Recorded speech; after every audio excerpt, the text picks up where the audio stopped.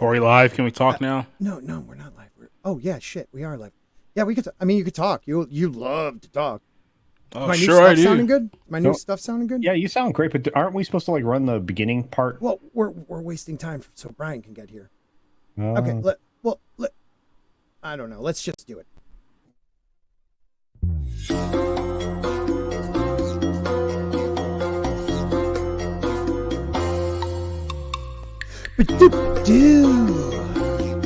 How's that on my new stuff? It sounds good.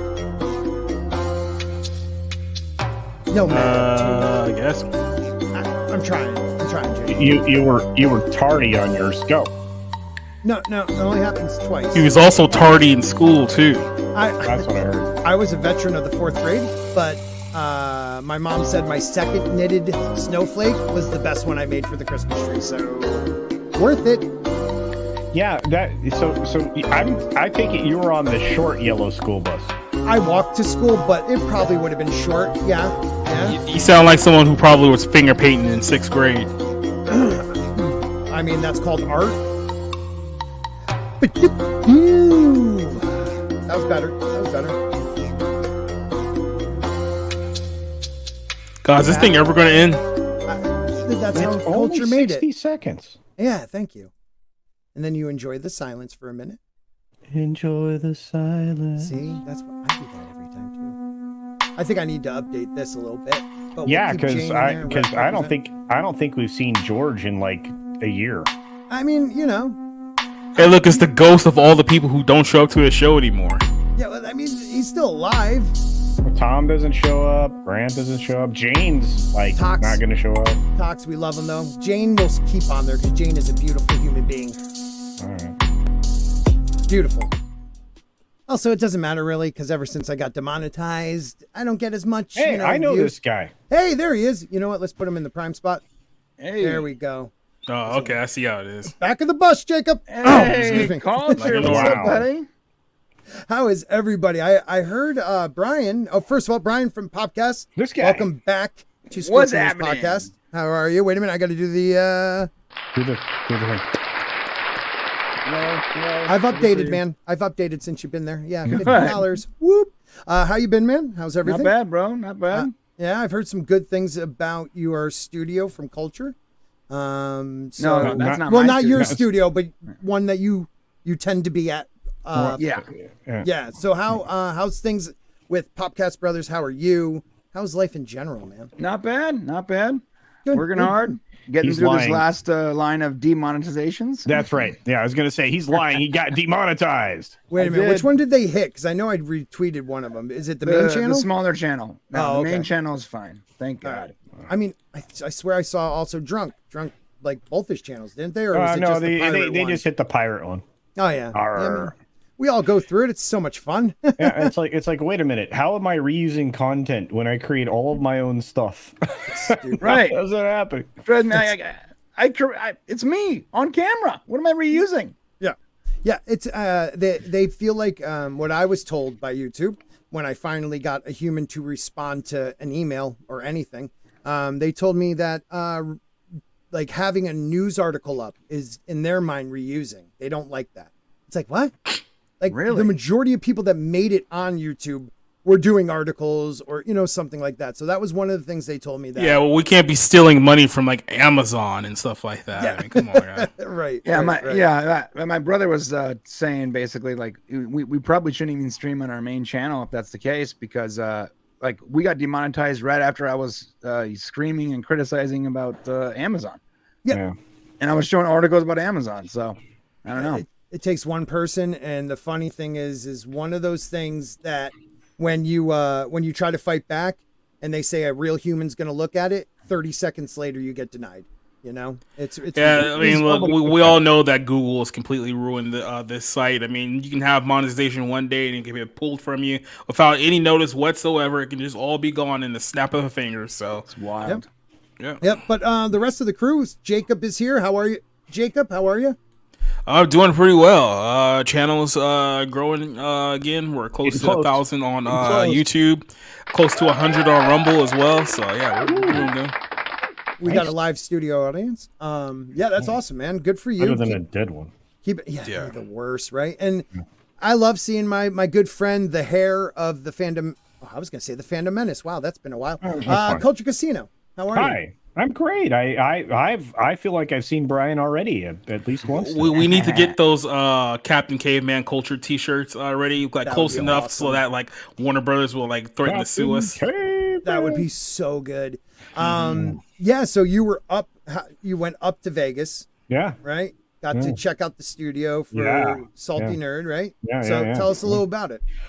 It's a beautiful facility. They can easily house 4 to 5, maybe 6 people in there. It'd probably be tight with 6 people. They've got like everything you could imagine in there. It's very comfortable. Then they have like an area where they can actually host like different kinds of streams and maybe a little bit of editing and stuff. It's very cool. They were able to rebuild after they got robbed. And that's a good thing. But no, they're doing quite well up there. I'm quite envious, and they like I said, I mean, if you ever get a chance to do something from there, it is available to rent out. If you have like want to do a stream in Vegas, it's fantastic. So That's awesome. yeah. That is awesome. So we're waiting on maybe Mark stopping by, a couple other people, but I wanted to start before we do any of the articles or talk about any of the topics. It's a thought game here, maybe an idea that Fatal J threw out there, and I thought it was a good one. If there was one movie out of the 2 that you would have to watch for the rest of your life, which one would it be? You have The Flash or Birds of Prey. Oh, The Flash. You can only hands choose down. one. Hands down, The Flash. Yeah. Now, Yeah, I would have to go with the Flash too. Yeah. but how did you feel about The Flash, Brian? I actually loved it, man. I love Yeah. that movie. I thought I know a lot of people don't like it, but I love that movie. In fact, people that thought they weren't going to like it ended up watching it recently because now it's like dying. And they were like, yeah, it was a good movie. That was a fun movie. Now, Ezra Miller is an idiot. Let me just say that. That person is an idiot. I don't even know what proper pronouns he's using nowadays. Yeah, no one does. But he certainly killed the role as playing the 2 characters. And overall was a good movie. I thought it was great. Now, you 2 saw it also. I haven't seen it yet. I'm waiting for the high seas to get a little clearer. Culture, you saw it, That's right? going to happen on Tuesday, brother. Yes, yeah, that's true. That's true. Really, that fast? It's already going? It's coming to VOD on Tuesday. Yeah, Oh my I mean, God. and isn't that crazy? But like a lot of things are coming to VOD real fast, like Elemental, Indy 5. Dude, on Sunday, I will have the screener for The Flash. Williams, My wild. God. Yep. That's insane, man. That's insane. Now, Culture, did you see the movie at all? Oh, of course, yeah. I've seen All right, both so of these. what did you? I saw Birds of Prey. I could barely get through it. The Flash. I just saw what I was able. People showing me like the terrible CGI of some of the cameos. Yeah, well, yeah, the baby shower is probably the worst scene I've ever seen in my life in a film, and that's saying a lot. I mean, I'm sure Brian loved that part. The baby in a microwave was probably his favorite part there. No, honestly, I mean, you saw that gif of him. It was reversed, where he was putting the baby in the microwave. yeah. That's great. Yeah, it's not good. It's not good. But no, I mean, look, I've seen worse movies. Yeah. That's not high praise. And I can't say it was in focus because in that particular scene, just the baby shower alone, everything was incredibly blurry. Except, I mean, everything that they didn't want blurry was blurry, and everything that should have been blurry because they're in the Speed Force wasn't. Yeah. It was crystal clear. So, I mean, again, I evaluate films like, with that kind of a critical eye, which is why rarely do I give things like 5 out of 5 or 10 out of 10 or whatever. But if I had to watch either of these 2 things again, I would be stuck with The Flash, just because of how bad Birds of Prey was. Yeah, Birds of Prey was terrible. Terrible. What about you, Jake? I'm sorry. Finish. One last thing I'll add. I really enjoyed Keaton. Okay, I have to say, Brian, I think you probably would agree. Keaton was really good. Awesome. Yeah. Yeah. That's the one thing I'm going to watch it for. I as a dad with 3 kids working almost 7 days a week, it's an adventure and it's a request for me to go to the movies. Yeah. I'm not going to waste it on The Flash. I was starting to think about doing videos like that, the dad's view, like this is a, theater quality movie, I would say, or a rental, or you just miss it. So I was thinking about doing some of those videos. Jacob, what did you think though? Oh, which crappy movie? Which crappy Pick movie? one. Yeah. I guess I'll have to pick The Flash out of these two, only Mm-hmm. because I didn't hate it nearly as much as I hated Birds of Prey. That's not a glowing endorsement of The Flash. It just goes to show you how bad Birds of Prey was. Yeah. And speaking of how expensive movies are, so I went to Atlantic Station in Atlanta earlier today, and they're pretty much like the home for like all the theater gimmicks you can possibly think of. Like they have like 4DX, which is basically like the roller coaster seats. They have IMAX. They have RPX. They have Screen X, they have like Screen Y. I don't even know what half these things actually does, but apparently all the theater gimmicks are down there right now. So if you want to spend extra money to have an extracurricular experience watching a really bad film, I highly suggest going to Atlantic Station. Atlantic Station. All right. Yes. All right. But lock your doors because you probably will get broken into eventually. So yeah, that's another pro tip if you're going down their way. Advice by Jacob. That's awesome, man. All right, so that's another thing. It's like movie theaters are like, now they want to sell premium seats and shit. Like it's gone the way like the crushed in, Yeah, I mean it's AMC. I mean I think that's a terrible strategy. I think I understand like reserve seats because like then that way you're not like standing outside in 110-degree heat trying to get to see a film. You get to book your seat in advance. I feel that makes a lot of sense, especially since, the demand for movies is down because movies have been so poor, but you want to get the best possible seat. What I don't get is charging more for a center seat.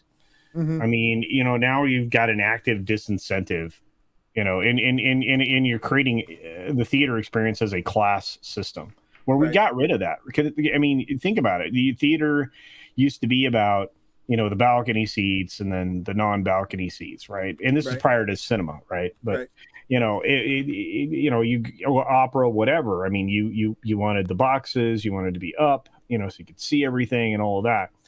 And you that was a class system. You got rid of it in American cinema and largely in Europe as well. But they want to bring that back. This is a terrible idea from Aaron, right? Adam Aaron over at AMC. I think that's bad. You're already charging exorbitant price that's greater than the rate of inflation, especially the last 4 years. Yeah. Again, you don't want to starve out your customers. If you could, you would want to make it even cheaper for people to go see movies. Well, Brian, do you think it's because they have? To me, it's less seating. I mean, they put these big recliners in. It's almost like they're trying to make up for how they used to just all cram us in there as sardines. I don't know. That stadium seating that they used to do, yeah, man. I don't think that's the case at all because I've been to these movies with that stadium with the recliner seatings and all that, and there's still like half the theater missing. So yeah, true. I just think people are just like, you know what? I can just wait 3 weeks and watch the movie on HBO Max or whatever, Was that COVID? You think that's COVID coming in? Because I think the studios played themselves because of COVID. They wanted to push everything out quickly, and they taught people that they can just wait and watch them for a fraction of the cost, or if not free, in a few weeks.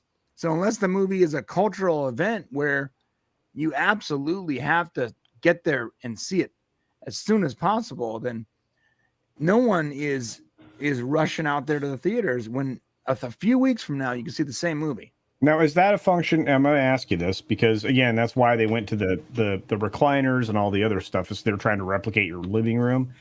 That was the wrong way to go, in my opinion. I mean, it's great, but but is it a function of people don't want to go to the theaters? Is it a function of they've devalued the product? I don't know, but I can tell you this: the theater is a nightmare right now. For someone like me, who is, I'm a sweaty nerd, and I love these movies, and I'll go watch them as early as possible. Most movies I'll watch early as possible. However, I hate the theater. I genuinely hate it. I buy the tickets online. I try to make it as painless as possible. I go in there and I'm going to spend $100. I gotta wait in some like there's one concession lane open out of 4. You gotta wait for an insane amount of time. How about this? If the movie starts at 6, don't count on it, dude. You're not starting that movie until 6:45. Valid point, man. There is an Valid insane amount of trailers and lead up. Nothing ever actually starts on even remotely close to the start time anymore. Yeah. And then by the time you finally finish the movie, the experience was actually limited in comparison to what you have at home. Everyone has larger TVs now. Mm-hmm. Everyone has the ability to enjoy it in a very similar way. So unless the movie, again, is a cultural event, or it's one of those movies where it's like it's going to be much better on a large screen, then I don't see the point. And in fact, if I wasn't actively reviewing these things, I wouldn't see the point. I just wouldn't. You know, I've been actively lobbying for a salary cap in Hollywood, especially the way that movies are now, because all of these major studios are realizing now that, hey, these 250, 300 million, 400 million dollar production budgets, you're never going to make that money back the way that this country is going right now. They can blame themselves. Look, okay, Jacob, again, real quick. If they didn't get stuff to streaming so quickly, yeah, they'd be able to earn more in the theaters. Yeah, If they went back to their 5 other alternate revenue streams, they wouldn't have to worry about profitability. But at the same time, what they would have to worry about is creating a quality product.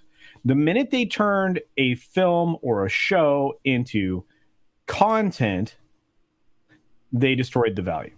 Well, I mean, it's kind of been a domino effect, because I think like 15 years ago, the industry decided, oh, hey, we got this place called China, and we can get a lot of money out of that region, so let's just focus all of our content over there. And it worked for a few years.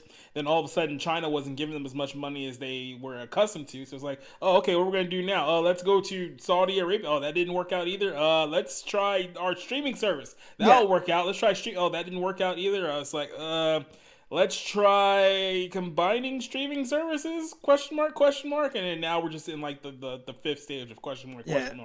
I think culture hits it on the head though. Like if I knew I couldn't see a movie for like 4 or 5 months that I want to see, like, because the cultural thing is one thing. When you're going to an event where a lot of people that are actual fans are going and you all cheer at the same point and jump at the same, for good reasons, not like, recent Star Wars, but for good reasons. You know what I mean? It's something that you can't replicate at home, but the idea that I'm going to pay this amount of money, I may do the Walmart concession stand where I can come in with like a hoagie or sushi or something, a lot cheaper, and go in there and relax. But it's not even about the price. It's about also people don't care that they're in the courtesy of the theater is gone. There are people that just are there to be there. There are people that kids that just don't give a crap. Maybe I'm the old cranky man, but the old cell phones have taken over. Like you literally hear and see white light everywhere at times. The best one I've seen in a while was Mario. You live in a disrespectful area. Dude, it's the Northeast. I mean, like the thing, everybody like mutes their phones and puts them down in my area. So I guess I'm lucky. Yeah. But there are films that do that. Mario, you mentioned, where the audience gets up, jumps, and screams. And I saw that happen. Obviously, at the latest Mission Impossible film, I saw people. They all clap. They all cheer at the right points. I saw real legitimate reactions to the film Sound of Freedom. People literally clapping at the end of the film, in unison, lots of them. There was 2 moments in The Flash. I'm going to give it props because that seems to be Brian's favorite film now. There were 2 moments in that where you had the audience react properly, right? Everybody, jumps up, everybody cheers, there's a, and of course, obviously, he did the thing moments that happen, right? That happened in No Way Home, right? But for the most part, like I said, you're right. You don't see that kind of stuff. You don't see that culture event moment anymore in cinema. Well, I mean, soon enough, we won't see any movies. Writers and now actors are all on strike. But before we get to that, I do want to hit the 99-cent super sticker from our boy E. Clay Thomason. Where is it? There it is. And it's usually him. It's either popcorn or thumbs up. I appreciate it, my friend. You always support the channel. You are a channel member. Yes, I have channel members again. Went from quite a few to nothing. Thank you, YouTube. Now we're back up. Last Saturday, we got like 20 something, some gifts and stuff. So thank you everybody for that. That was awesome. I appreciate it. Huh? Okay, I'm gonna just get that and just rub it into the ground where no one wants to hear it. But before we move on to the movies, another red shirt. Yeah. That was a poop emoji, by the way. Oh, nice. Poop. Yeah, why didn't I remember that? He always does the poop. Ice cream. Just another red shirt says, when regular cinema seats are less comfortable than coach airline seats, a 3-hour movie becomes torture. See, the seats where I am, they're like, I could fall asleep in them, kick back and fall asleep in them. So I don't mind them. It's just the lack of courtesy, I would say. Theaters need a champagne room with girls to sit on my lap. E-Clay, I mean, he has a valid point. Or who to reach his work to, I guess. Yeah. Small Time says it's especially hard for comedies to have success in theaters. Because they're not funny. Well, that's the reason why they're not successful. I kind of want this. Bring back retro movies, like where you can, like, people can, I don't know. Mm-hmm. I don't drink, but like have like that old school, like we used to have one that had like a bar and you could smoke in the theater, cigarettes. It was the greatest thing. I mean, nowadays a little different, but let's see. But we're going to move on to this one because we're going to start with this. We're going to go to an article, but I want to show you the amazing Sean Gunn because he's so important. He says well, you know what? Why don't we just listen to work now? Well, that talks about what a shame it is. He needs to remember that in 1980. And he's talking about Bob Iger here and the comments that we'll read in a minute. But this is a lot of people's reaction to Bob Iger kind of saying they're kind of like tying down the studios or something and they're all broke. I don't know.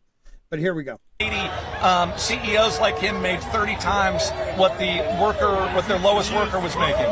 Now Bob Iger makes 400 times what his lowest worker is. And I think that's a shame, Bob. And maybe you should take a look in the mirror and ask yourself, why is that? And not only why is that, is it okay? Is it morally okay? Is it ethically okay that you make that much more than your lowest worker? And if so, why? Why is that okay? If your response because one is running the studio from top to bottom, and the other one is cleaning the toilets in the building of one of the offices. I'll put it this way: I'm not going to say what I do, but I'm an electrician on some highly technical things, and definitely the president of the company makes probably close to 400 times more than me. And it's understandable. I mean, their bonus I won't make in a lifetime. It's just part of life. You know? My business is done now. No, go ahead, please. Well, the problem is he's also disingenuous here because Bob doesn't run just a studio. Right. Bob runs a vertically integrated giant conglomerate that is consisting of multiple different sectors of business, from real estate to hospitality, food and beverage, to obviously entertainment enterprises. He runs television networks. He's in charge of all of these things. It's global. I mean, there's so many layers to the story and how we're here right now. I mean, Hollywood basically fought for years against Donald Trump, calling him like the worst thing that ever existed in human history. Now, financially, as an economy, we were doing pretty damn well as a country there for those few years that he was running things. And now they got what they wanted. He's out now, and then the country has done significantly worse in the last 3 years since he's been gone. And because of that, people aren't making as much money as they are. Inflation is killing everyone's budget. To where they have to start making some important decisions. So guess what? People are not going to see a lot of these movies now, which means that the studios are losing money. They're going to continue to lose even more money. And they're like, hey, you know what? These writers, these unions that we're dealing with right now, why don't we just go on strike for a little bit? That way we don't have to pay any of these people, because guess what? We can't afford to pay them anyway. And then these people come in here with the socialist communist mindset that they've adopted over the last few years, and they're not making the situation even worse. So guess what? Now they're bringing on robots to do your job. So it's not just the Burger King kid who's going to be out of a job here in a couple of years. It's going to be actual writers and directors in Hollywood to be like, you know what, we can just put algorithm out there and can produce a better movie than you can. So goodbye. Learn the code. So. Yeah, this is just my general thoughts on the whole civil war happening in Hollywood right now. You realize I could feed, and you could do this too. Actually, this guy should do it for DC.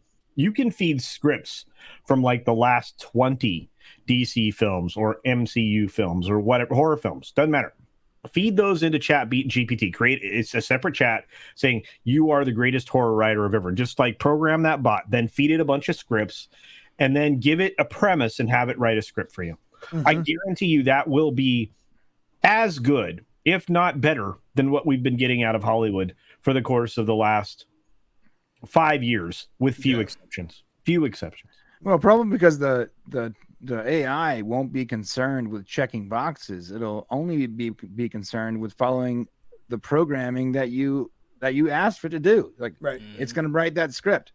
And it's gonna base it on the learning models, which will be the scripts you give it. So if you don't give it a bunch of checkbox, virtual signaling scripts, then it will probably write a pretty damn good script. It's pretty impressive what it can do. It's scary at times, but it truly says, like, look, we, the human being can be replaced, and it's a bad time to be when everybody else in the country's hurting, where I understand working actors fighting, but like these larger actors like crying poor when it's like, come on, man, because you don't make the, hundreds of millions, but you're in the tens of millions. Like, there's some of us out here that are working 7 days a week to support a family. So you could pump the brakes on Hollywood needing anything, but I do feel for the idea where they want to take these background actors, these the one dayers, and copy their faces, and then be able to use their likeness and other things going forward. Like, that should not be allowed. There's no way. Yeah, there's no way they get away with that. And only pay him once. And by the way, I've been that guy, and we don't get paid very much for doing that. It's it's like a sandwich and a couple bucks. Yeah, I was an extra in a music video. Where I played like the fat moving guy. Nice. And I was just in the background moving stuff. And at some point, their saxophone player didn't show up. I had the videos on YouTube somewhere. It has an insane amount of views. I want to see it. Their saxophone player didn't show up. And so they were like, look, we need a saxophone player. Anyone play sax? And I'm like, I dabble. So they gave me a sax, and I'm sitting there very poorly copying the chords. Yeah. And it ended up in the music video.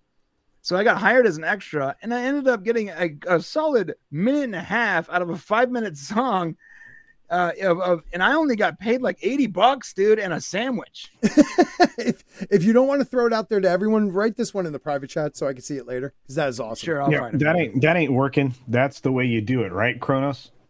You play the guitar on your MTV. Oh, a little Dire Straits going on. There you I go. heard stories when G4 was starting as a network back in like 2002. They were doing a show called Arena. Instead of actually like paying the people like to be there, they would basically pay them in pizza to keep them happy for a number of hours, so that they would just like play video games, eat pizza, then go home without getting any check whatsoever. That's nuts.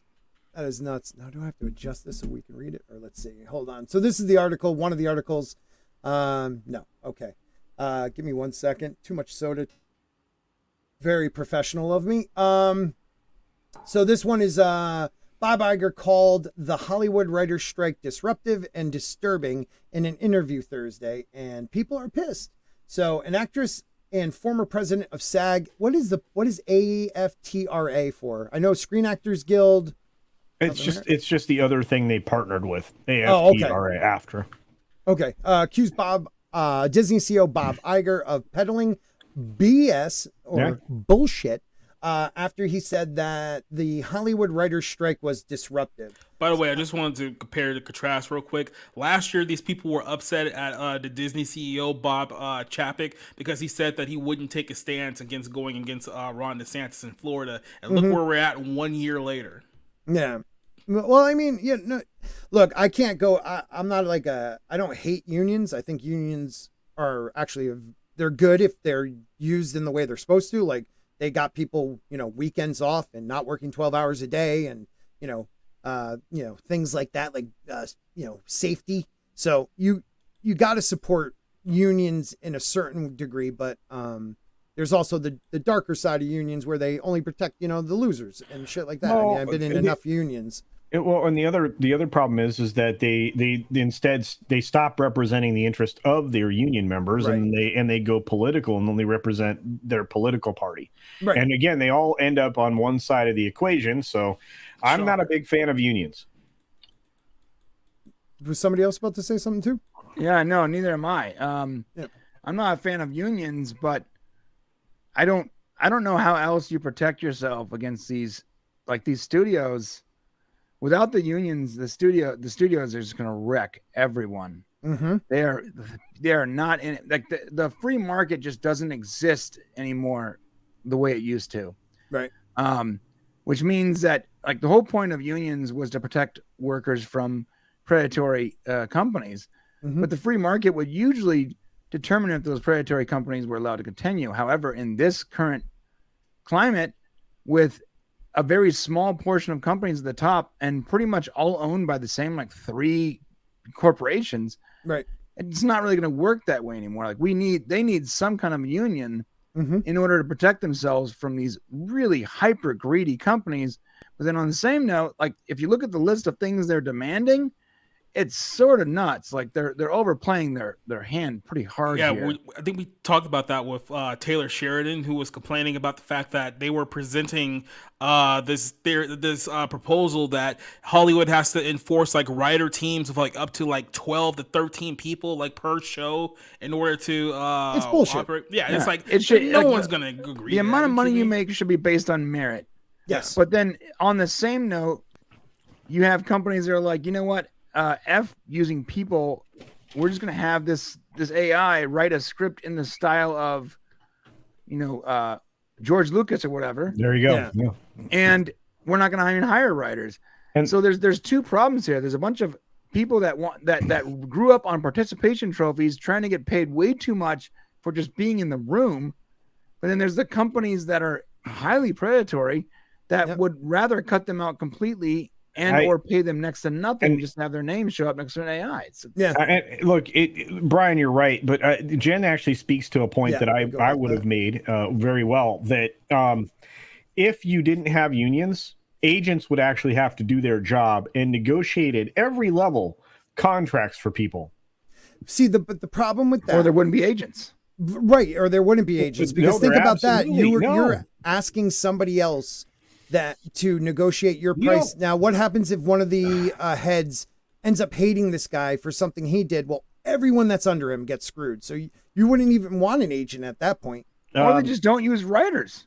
They just might not use writers. That's actually a serious problem. Like writers aren't required anymore. Except that I want to tell you that it's very easy still to spot. And I know everybody keeps saying, well, it's not going to be that way in 2 or 3 years. But it's very easy to spot when an AI writes something.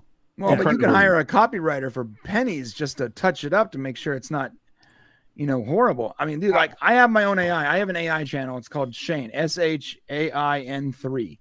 Mm-hmm. Every week we put out a video, and the AI, all I do is give it the topic, and the AI completely writes it, voices it in my brother's voice. It's like a cloned version of his voice. And even puts the video together based on whatever trailer I fed it. Oh my God. And then even makes its own thumbnails. Now it'll make like 30 thumbnails, and I'll pick which one doesn't look like complete shit. And that thing gets uploaded. And I have the only hand I have in it is I give it the topic and I select the specific elements that it ultimately puts together as a 4-minute video. And dude, there are people in the industry, in graphics, friends of mine who are like, hey man, are you bullshitting? Is that really AI? Is that just Shane talking? And I'm like, no, it's an AI. It's not Shane. Yeah. It sounds so much like Shane. It writes in the style of my brother because I fed it all my brother's scripts. Mm-hmm. And it sounds like my brother because I fed it 1,000 hours of 24-bit high quality audio. It sounds like him and it writes like him. The only difference is it's way more salty. Like it's super toxic and it curses a lot. which adds to the entertainment value. It'll literally like go off on an actor.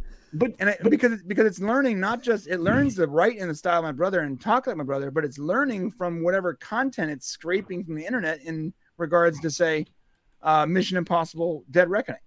You know, and part of that is the comment section where there's a bunch of toxic people screaming about Scientology. So it adds it to the script. And it's really funny, and it sounds really lucid. That's insane. But Shane also, like, to be fair, just like started cursing and dying inside recently. Right. Yeah. It's almost like the AI videos are starting to affect him, and the real person is also starting to become toxic and angry.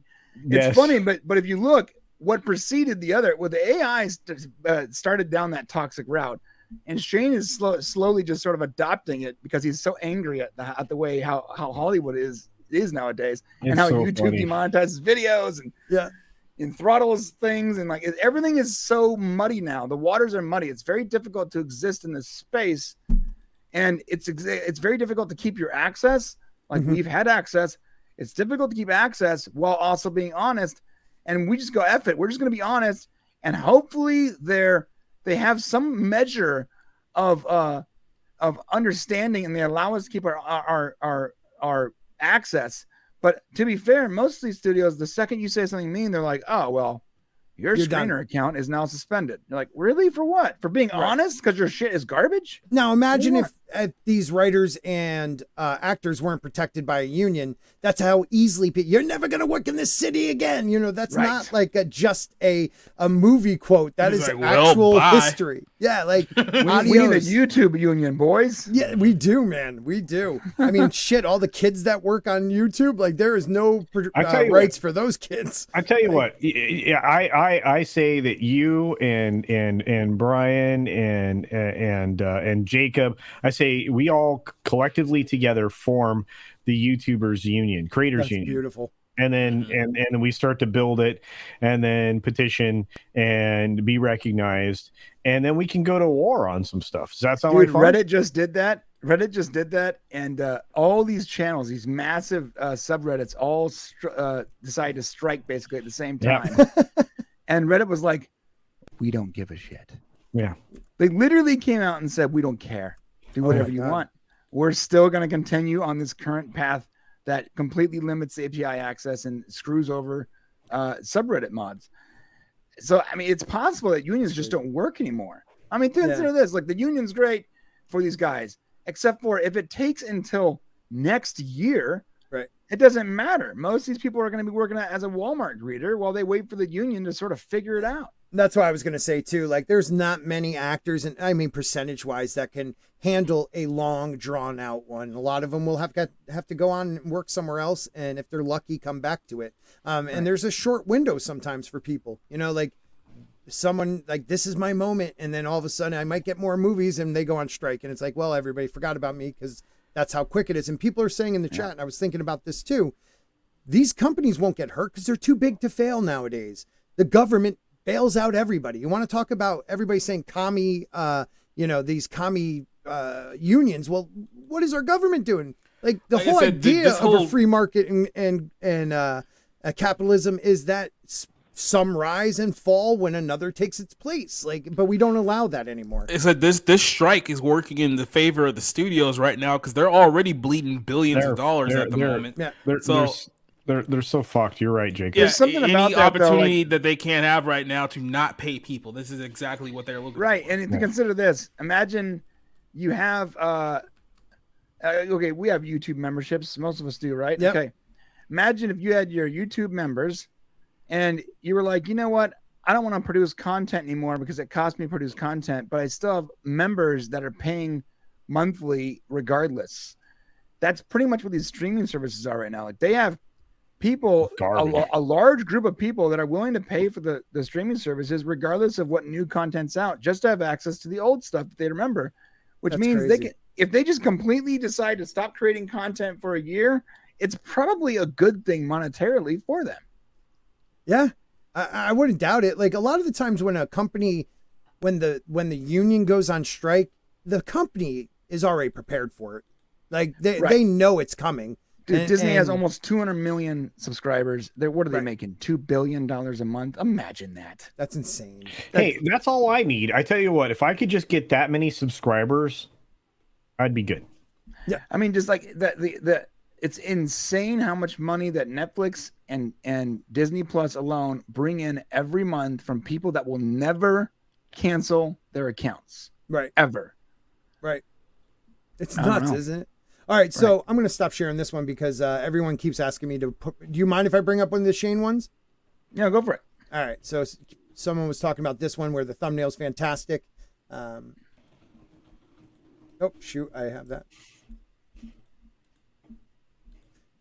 I should probably share it first. Hold on, that was dumb of me. Wow. All right, everybody, I just did my Boomer one. Mania running Well, I wild get again. 3 boomers, guys. I get 3 boomers. I forgot it doesn't You automatically. got 3 boomers. I get 3 boomers. Oh boy, let's dive into the fishy world Oh of the my Little God. Mermaid's Rotten Tomato user Sounds like him, reviews. doesn't it? Can Exactly. you believe it? The critics gave it a measly 67%, while the audiences are going nuts with a whopping 95%. Who would have thought, right? It's like the culture wars decided to take a little detour just to mess with our heads. And hey, look at that! The Super Mario Brothers movie pulled the same stunt. Critics gave it a pathetic 59%, but the fans, oh, they couldn't get enough, showering it with a glorious 96% on Rotten Tomatoes. Rotan. Like it's hard to catch it, but I mean, like No, it's there's there. parts You'll where it catch sounds it. like his flow, though. Yeah, it That's- sounds exactly like it because it was trained on almost 1,000 hours of 24-bit perfect audio because I record his audio in a studio. Oh my For our See- regular video, for our produced videos, I record his audio. So all those audio scripts that he did, Mhm. I took all those files and I fed it into the system. It took like 4 months, but after 4 months, it can almost perfectly get his voice, his inflections, even his pauses. It even says some of the words that he sort of stumbles on. It even says those words that way. It's pretty That's wild. Insane. So, That's insane. so one thing I have to ask: the music background, where'd that come from? That was some free YouTube music. I don't even know. Did you do it, or did the AI? No, do no, it? the AI did that. Holy crap! Yeah, That's that's why nuts. every one of these things. So I gave it a free library, and it just sort of chooses. To be honest, sometimes it produces a video that is a disaster. It's not always perfect. Like it'll produce a video where the music is way too loud, or it's like rap, like it's like trap music, and it's not good for like vocals. And so some of the videos I have to ditch and have it regenerate, but a lot of the times it's pretty spot on, dude. That's nuts, man. I like it took a while for me to catch that it actually was. Like I really had to listen to catch anything that was. And it's it had aware a that it's an flow. AI. The last video, it was talking about Mission Impossible and how Ethan Hunt is fighting an AI named the Entity. And at some point, it's like, that punk was lucky it wasn't me. And you're like, what the fuck? It was referring to itself in the review. It's pretty hilarious, dude. Oh man, that's great. Is anybody having issues with the sound? No, I can hear everybody. Okay, all right. I'm just making sure. I saw that. I thought more than once. Okay, I can see clearly now. Has The rain gone? is gone. Freaking pouring By here. the way, I don't know if you wanted to have a quick off-topic comment, but I saw the new Mission Impossible. Definitely a step down from the last one. That's all Oh, I'm I gonna say. still think it was great. Don't make me yell at you, Jacob. It In the was words good, of, it in the wasn't words of great. Shane, as long as Ethan keeps running, we'll keep watching. That's right. And he ran a lot in this film. I He mean, did a run lot. Yeah, he did. Dude, he's how old and he's doing all his. I know. So I know. sad. 60 It's years fact, old, it's still pretty jumping wild. out of stuff. At I- what I- point do we get at the Tom Cruise that is more akin to Harrison Ford now than Oof. you know? When he's 90 maybe. But look, Yeah. here's the thing. I've been in the same house as Scott. Guy can't like get out of like a chair sometimes. Right. So yeah. I'm just saying. I'm I mean, broken. he's younger. Yeah. I'm broken. I mean, it's one of those things like, Rogan and, when I think Rogan, I think Cruise, I think culture. They just I keep wish. themselves in shape. You know, they keep moving. It's when you stop. My like shape myself. is my shape's round right now, but we'll get better because I'm getting closer to taking off my shirt, Scott. Because Yes, I know, dude. Where are you at? I think I made it to 8,600. I don't know, but I am not growing at all, so I'm just riding your coattails of joy. Okay, I will. If I develop coattails, you can definitely ride them. That's why I'm starting to come more. I ride this guy's coattails. He and his brother's coattails and stuff. Hey, man, we have a great community that allows, Dick's division. I tell comics, I'm just riding your coattails. That's why I show up on Mondays now. I'm going to start showing up on Mondays. Hey, he's got coats, and I don't know about tails, but he does have coats. He has tails. I know you have to get going soon. Yeah, but, I gotta go. It was good having you on, man. I miss hanging out here. This is weird because I got to hang out with Brian twice today. I feel like I feel privileged. I feel good. He does wonderful stuff. He still, for whatever reason, likes Star Trek. I don't know why. And so many other things. He's got a legitimate DC channel. Check him out in all of his channels. Thanks, man. He's good. I appreciate that. I live Star Trek, bro. I live it. I love these guys. They do fantastic stuff. Thanks, And you have to yell at me, like I said before earlier in the day. I will. I will be. All right. I love you guys. See you later. Bye. Later, buddy. Later, brother. So, how are you feeling about what's like Star Trek right now? Like, I know season 3 was amazing. I really enjoyed it. Picard, but I think Strange New World just came out, right? Another season? Strange New World season 2 came out. I was very, very much disliking it up until the 3rd episode, which most people hate. But I'll tell you why I like it. All right. Because it finally admitted to the audience in canon, in story, on screen, that we are in an altered timeline and that Discovery and Strange New Worlds is a completely altered timeline. It's not the same. So why would people be mad? Like, I understand, like, it's a cop, but thank God it's a cop out. Let them be. Because now you can enjoy it. Now you're not gonna worry about the fact that literally like 2 episodes later, Spock is jumping around and he's human. It's weird. No, but here's the deal. Like, it's very odd. If it was not in an altered timeline, I'd be stressed. I'd be screaming about that episode. But now I know it's a completely altered timeline. I'm like, oh, cool. Well, what they're complaining about is that they're saying something like, well, it's not an altered timeline because Akiva Goldsman came out and said it was the same timeline, and he just adjusted things. And I got one thing to say to those people. Yeah. What the fuck do you think adjust means? If you adjust a timeline, what is it? Holy shit, it's altered. That's what I get from it. Akiva Goldsman came out and said the stupidest thing possible. Yeah. He totally misspoke, and people are like, only Paramount, who owns the property, can actually say it's an altered timeline. No, they don't have to say anything. It's on screen. Yeah. They literally made Khan 9 years old in like 2023. That's the definition. That's a massive change to the canon. Hell yeah, it is. That shifts the eugenic wars, World War III, First Con. That shifts everything. Like 50 years, 30 years or so. That's a massive change, dude. That's me. Oh, I'm sorry. Keep going. No, so in my mind, now that I'm 100% aware canonically in story that the new Trek is an altered timeline because Strange New Worlds came from Discovery. Right. It's a spin-off of Discovery, which means if Strange New Worlds is in an altered timeline, that means Discovery, in which it came from, is also in an altered timeline. So Discovery and Forward, in my mind, it's a different version of the events that we witnessed as kids. So I can enjoy it now. And I literally loved the crap out of the last episode. I thought it was entertaining as hell. Everyone's like, yeah, but what about Spock? He was really emotional. I'm like, who cares? Yeah. It's not the same Spock. I'm cool with it. Okay, so I can respect that. I really do. Like, some people get angry, but I can't like, it's an altered timeline, but to me, it's like an altered timeline I just don't want to see. You know, like, I don't know. That's just me, but I haven't watched it recently, so. And I personally didn't actually like the last episode. Everyone was like, that was the most Star Trek episode they've done. I'm like, yeah, it was. I just thought it was very boring. Mm-hmm. So there's still parts of it that are very boring.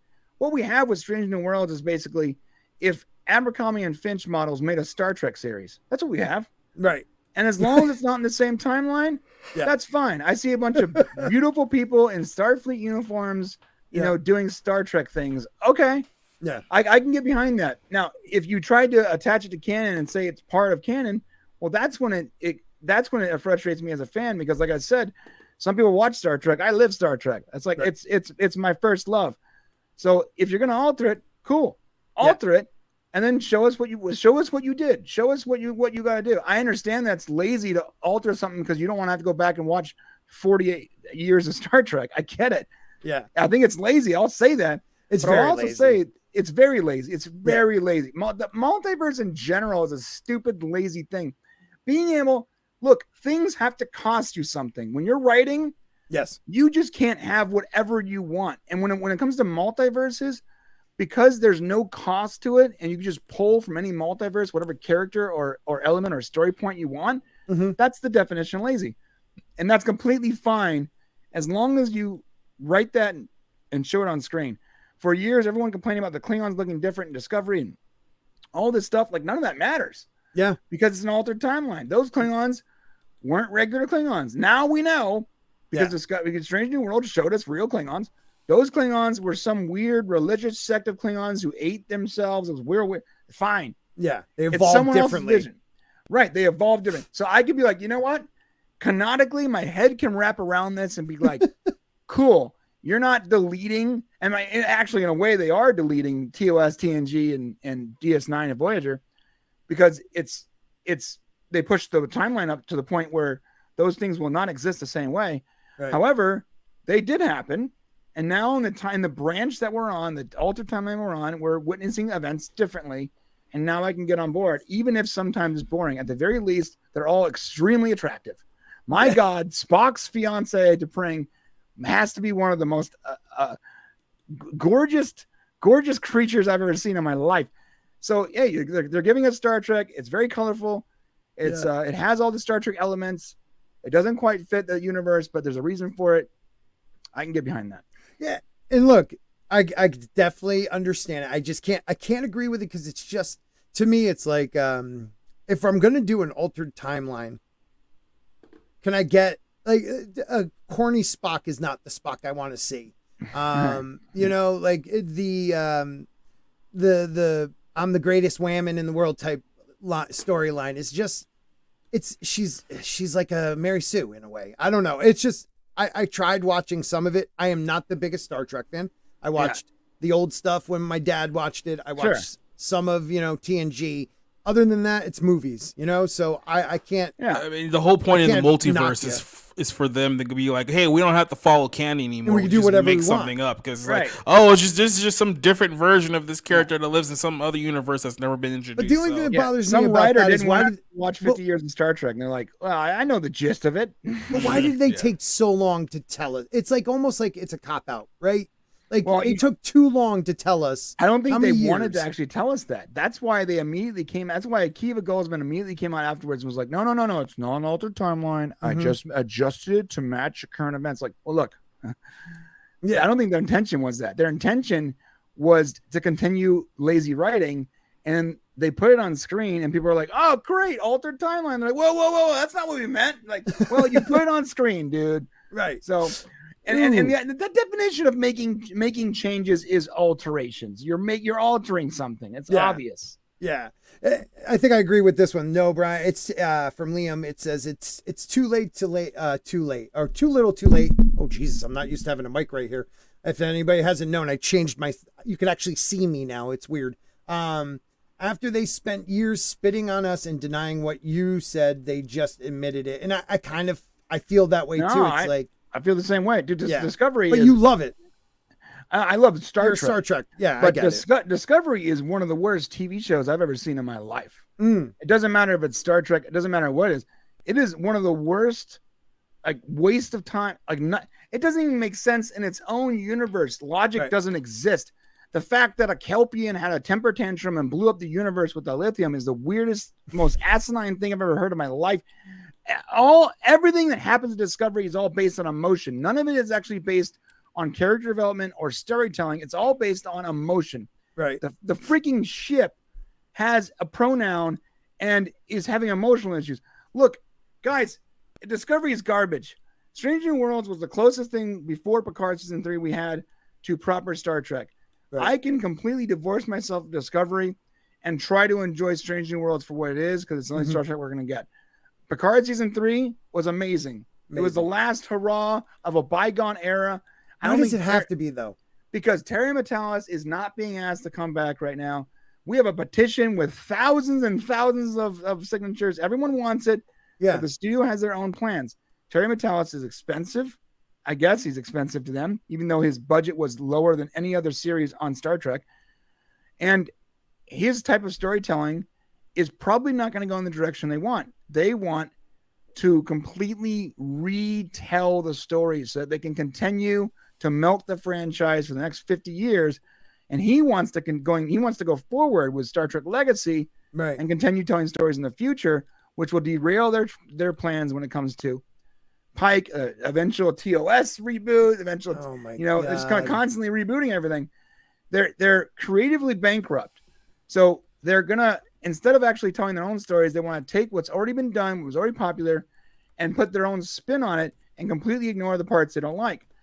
And Terry Matalas, there's a reason why they do that too, because with established properties, the audience has already been built in for them, so they don't have to do any of the hard work. They just take what's already exists and be like, okay, we're gonna do what we want with it. And then when they upset the fan base that they essentially stole from, they'll be like, oh, you guys are a problem here. Right? Yeah, they're playing the game with the handicap, dude. Right, but the thing that pisses me off the most, what's the difference than those writers from AI then? Because all you're doing is taking what was already done and putting a twist on it. At least AI would take that and create a new story out of it. Yeah. So the wild point is that you can feed all the original scripts into the AI and make it follow the guardrails of those scripts, and it would be a better product. Absolutely. Absolutely. Like I thought after watching season 3, like I understand Patrick Stewart's getting a little old. Maybe you just go on with the other original cast and bring in some new, like almost like a Cobra Kai. You bring in the younger group and perch them up through the. From my perspective, season 3 was like a 10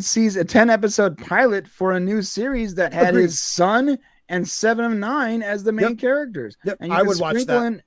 Of course, and you can sprinkle in other legacy characters into it, but like it's basically Geordie's girls. I mean, you got us to fall in love with brand new characters. When was the last time you watched a show and actually fell in love with new characters? It's been a long time. Cobra Kai. I'm watching Star Trek, and I'm watching Star Trek season 3, and I'm like, I don't know if I'm going to like this Ed Spaliers guy, dude. Within 2 episodes, I was like, this guy's awesome. Yes, dude. Geordie's daughter, the one that was at the helm, I forgot her name. The second she smiles all big, I'm like, she's great.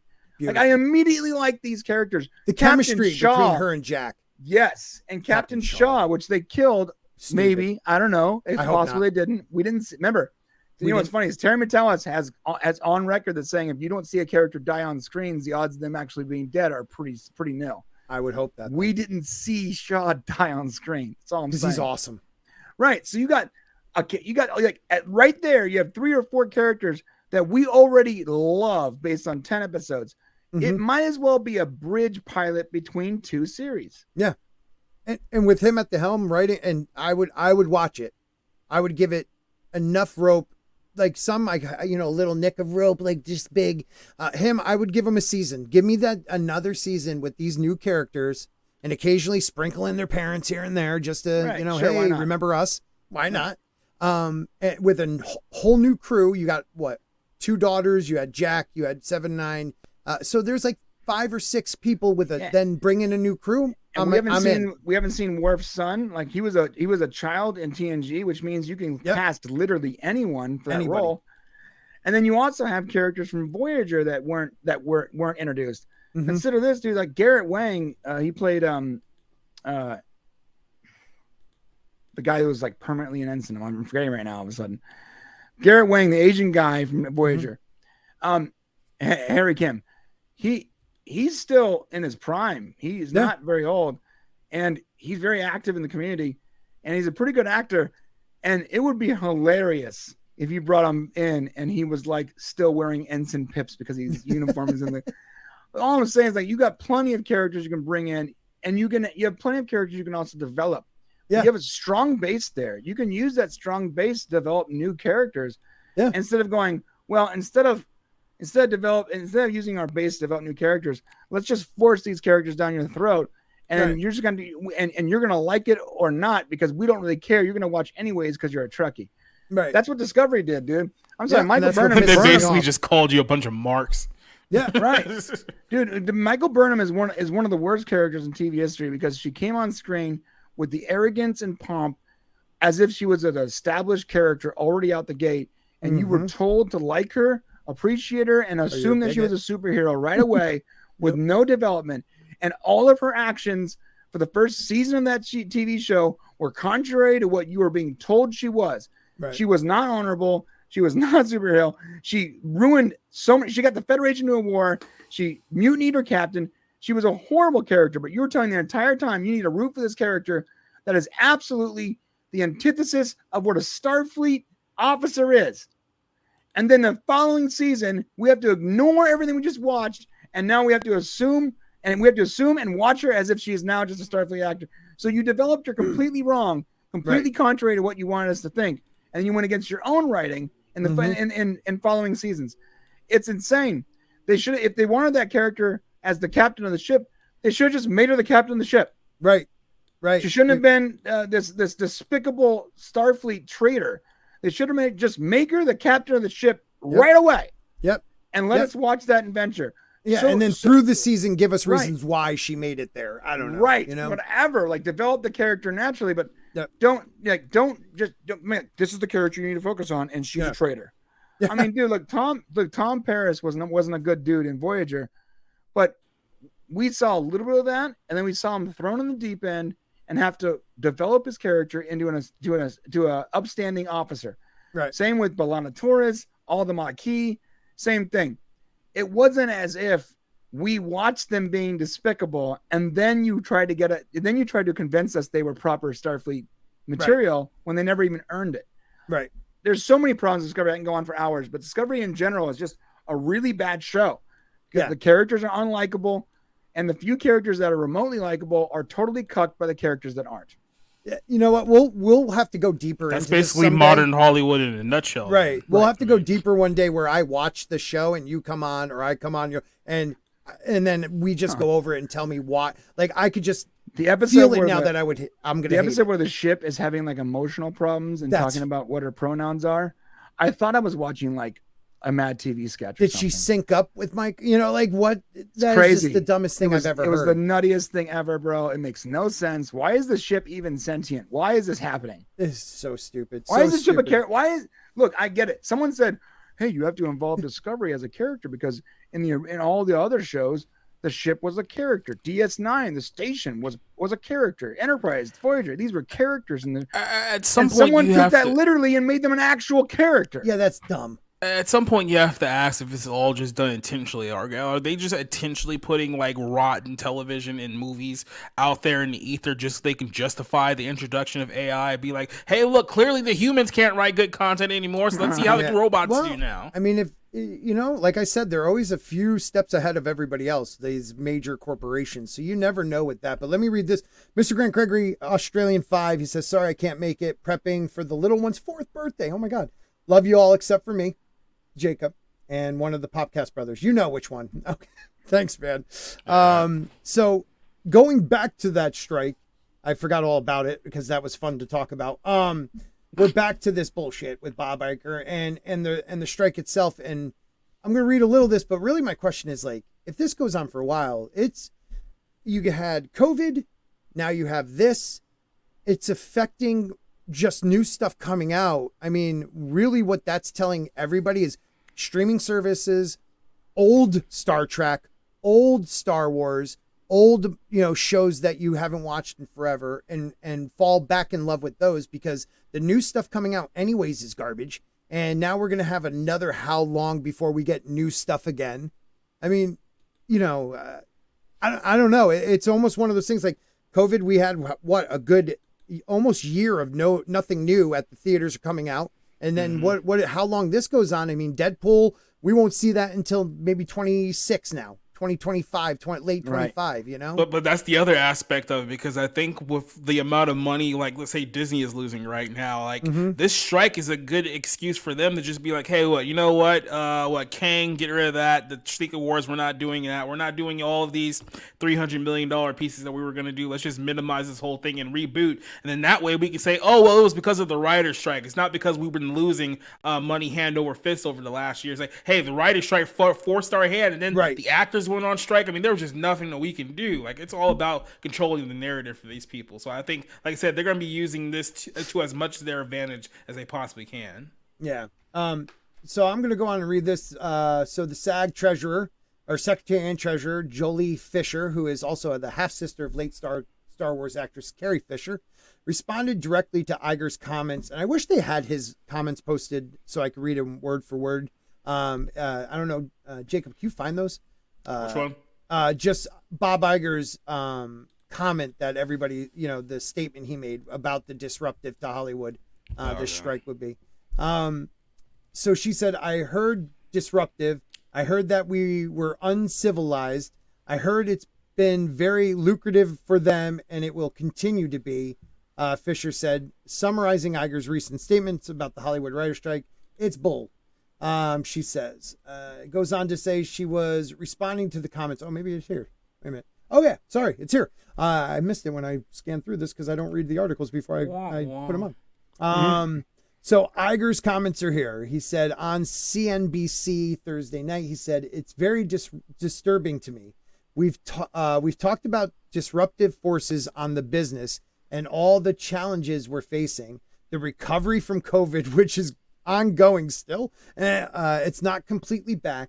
This is the worst time in the world to add to the disruption. I understand any labor organization desires to work on behalf of its members to get the most compensation and be compensated fairly based on the value that they deliver. We manage as an industry to negotiate a very good deal with the Directors Guild that reflects the value that the directors contribute to this great business.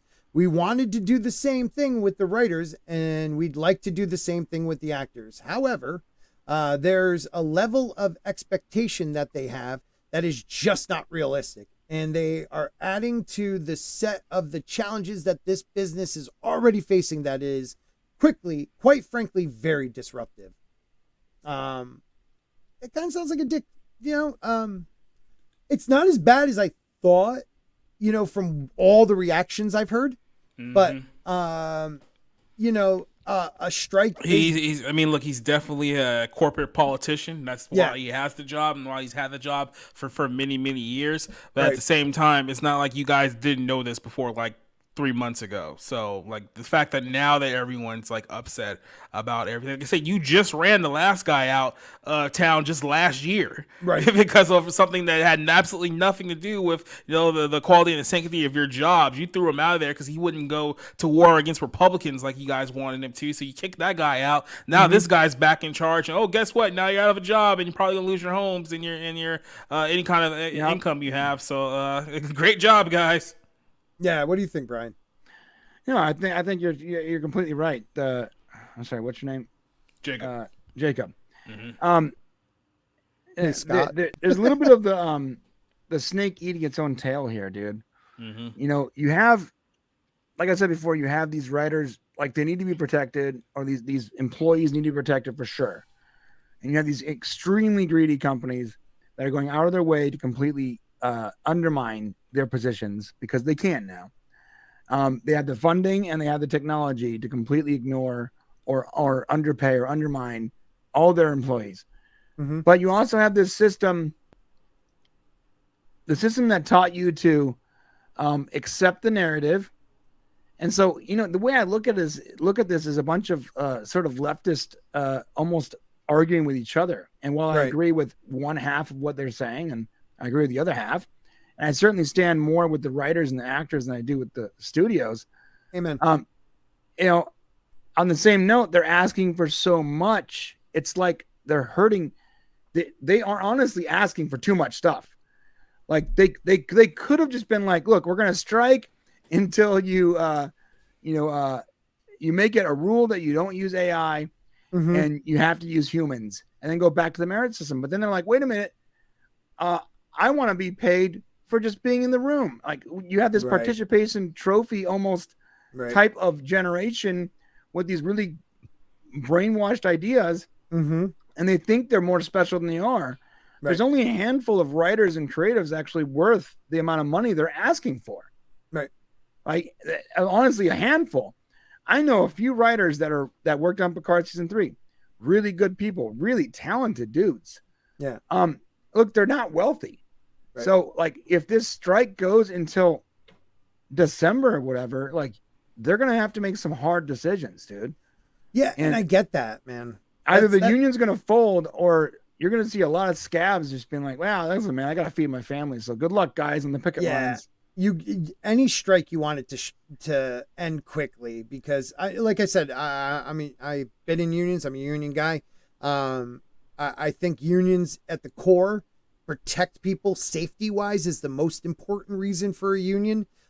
Places that are dangerous to work, like, more for laborers and stuff like that. Like, they made it safer so these guys weren't just run ragged to their dead and then just keep, filing new people in, like, I really believe they saved a lot of people's lives. But the idea that you, any type of union labor contract deal, both sides should come out feeling like they lost something.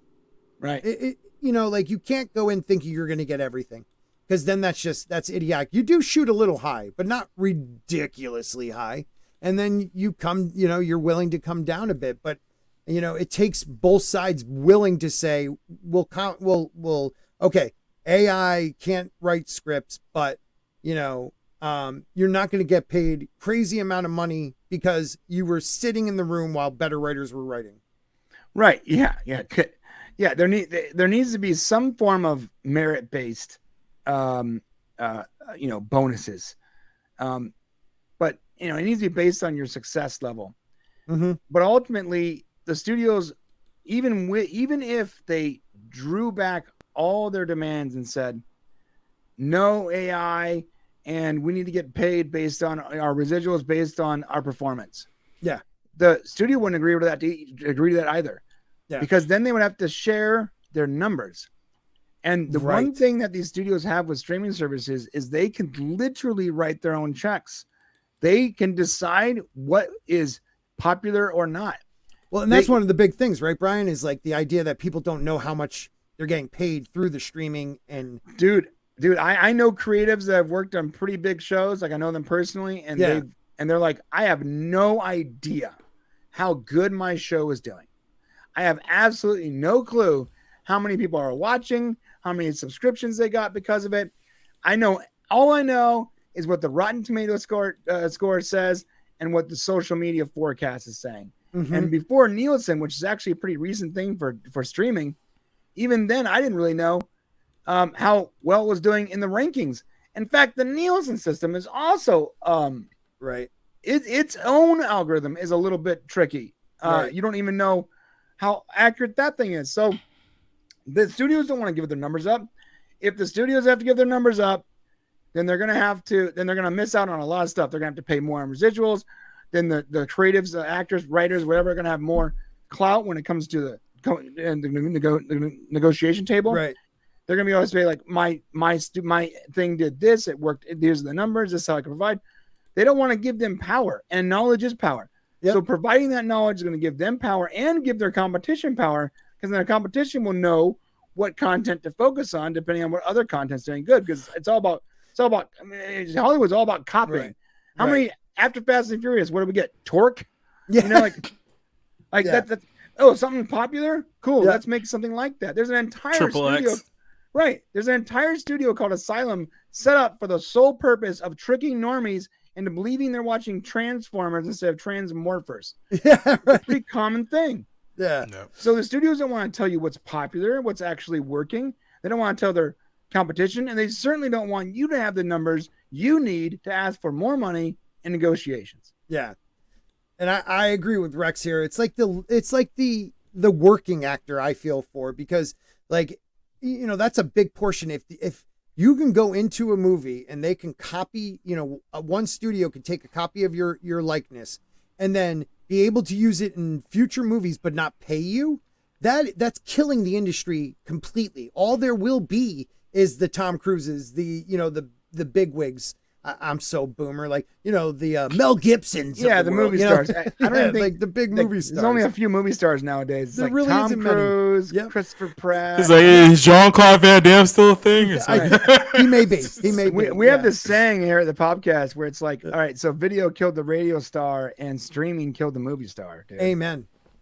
That's a good way of putting it, man. Streaming really did, like because it packaged it wrong. Like the fact that all these people have access to social media now, instead of seeing them as a product that they can market, we have access to their stupid social media feeds where they talk about Che Guevara like it's some kind of hero and stupid crazy stuff. And you're like, oh, that's right. This is not an actual. Maybe he's a talented actor, but outside of acting, he's a straight up idiot. Social media. Isn't that how it always works? It's like we introduce a new piece of technology and everyone's all like, oh yeah, this is amazing, this is going to change the game, and within 5 years it has like disastrous results to the industry that was supposedly supposed to help. And it's like, yeah, you think that we would learn by now, but no, what are we doing? We're fast tracking AI all across the board. So yeah, this definitely won't bite us in the ass in 5 years. How about this, Jacob? You got someone like Elon Musk, who I think is genius. I know a lot of people don't like him now, but I still think he's awesome. And he started OpenAI, the company that's running ChatGPT. Right. Mm-hmm. He started it because he found out that Facebook was working on Farsec, Google was working on its AI, everyone, all these big giant tech companies working on AI. And he's like, look, it's going to be a nightmare. So before all these companies come to the market with their proprietary AIs that are just stripping people of their money, right, I'm going to create a company called OpenAI and make it completely open source, completely free. So at the very least, the people that they are hiring, I can hire first, right? Before I can get the talent first and make it a public thing at the very least, because he said this in an interview. He knew that once you open that Pandora's box, there's no closing it. It's over. No. And how many movies we have where evil AI takes over the entire planet? I mean, guys, it's almost as if it's predictive programming, right? We've been predicting this since like the 1910s. Yeah, dude, look at science fiction writers talking about this exact same thing for 100 years. Yep. And yet we just jumped right into it because it would make a little bit more money. Yep. Right. It's like somebody. He started an entire company and put millions of dollars into a company just to slow them down.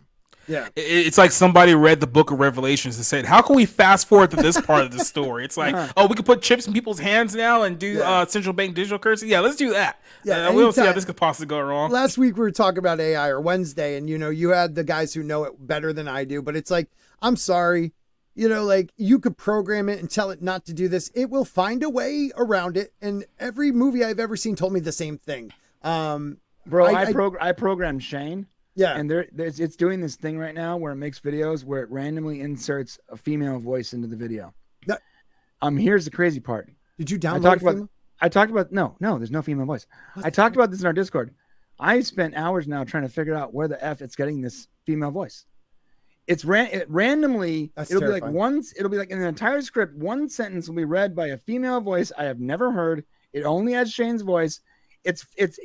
It's modifying its entire cadence and everything to a completely different personality that is not a part of the AI. Here's the deal. I made the AI.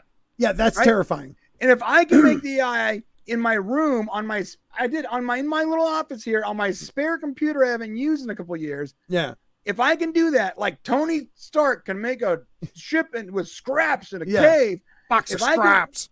Right. And if I can do that, then I don't care if every industry right now realized the error of their ways when it comes to AI and stopped. It's already out there.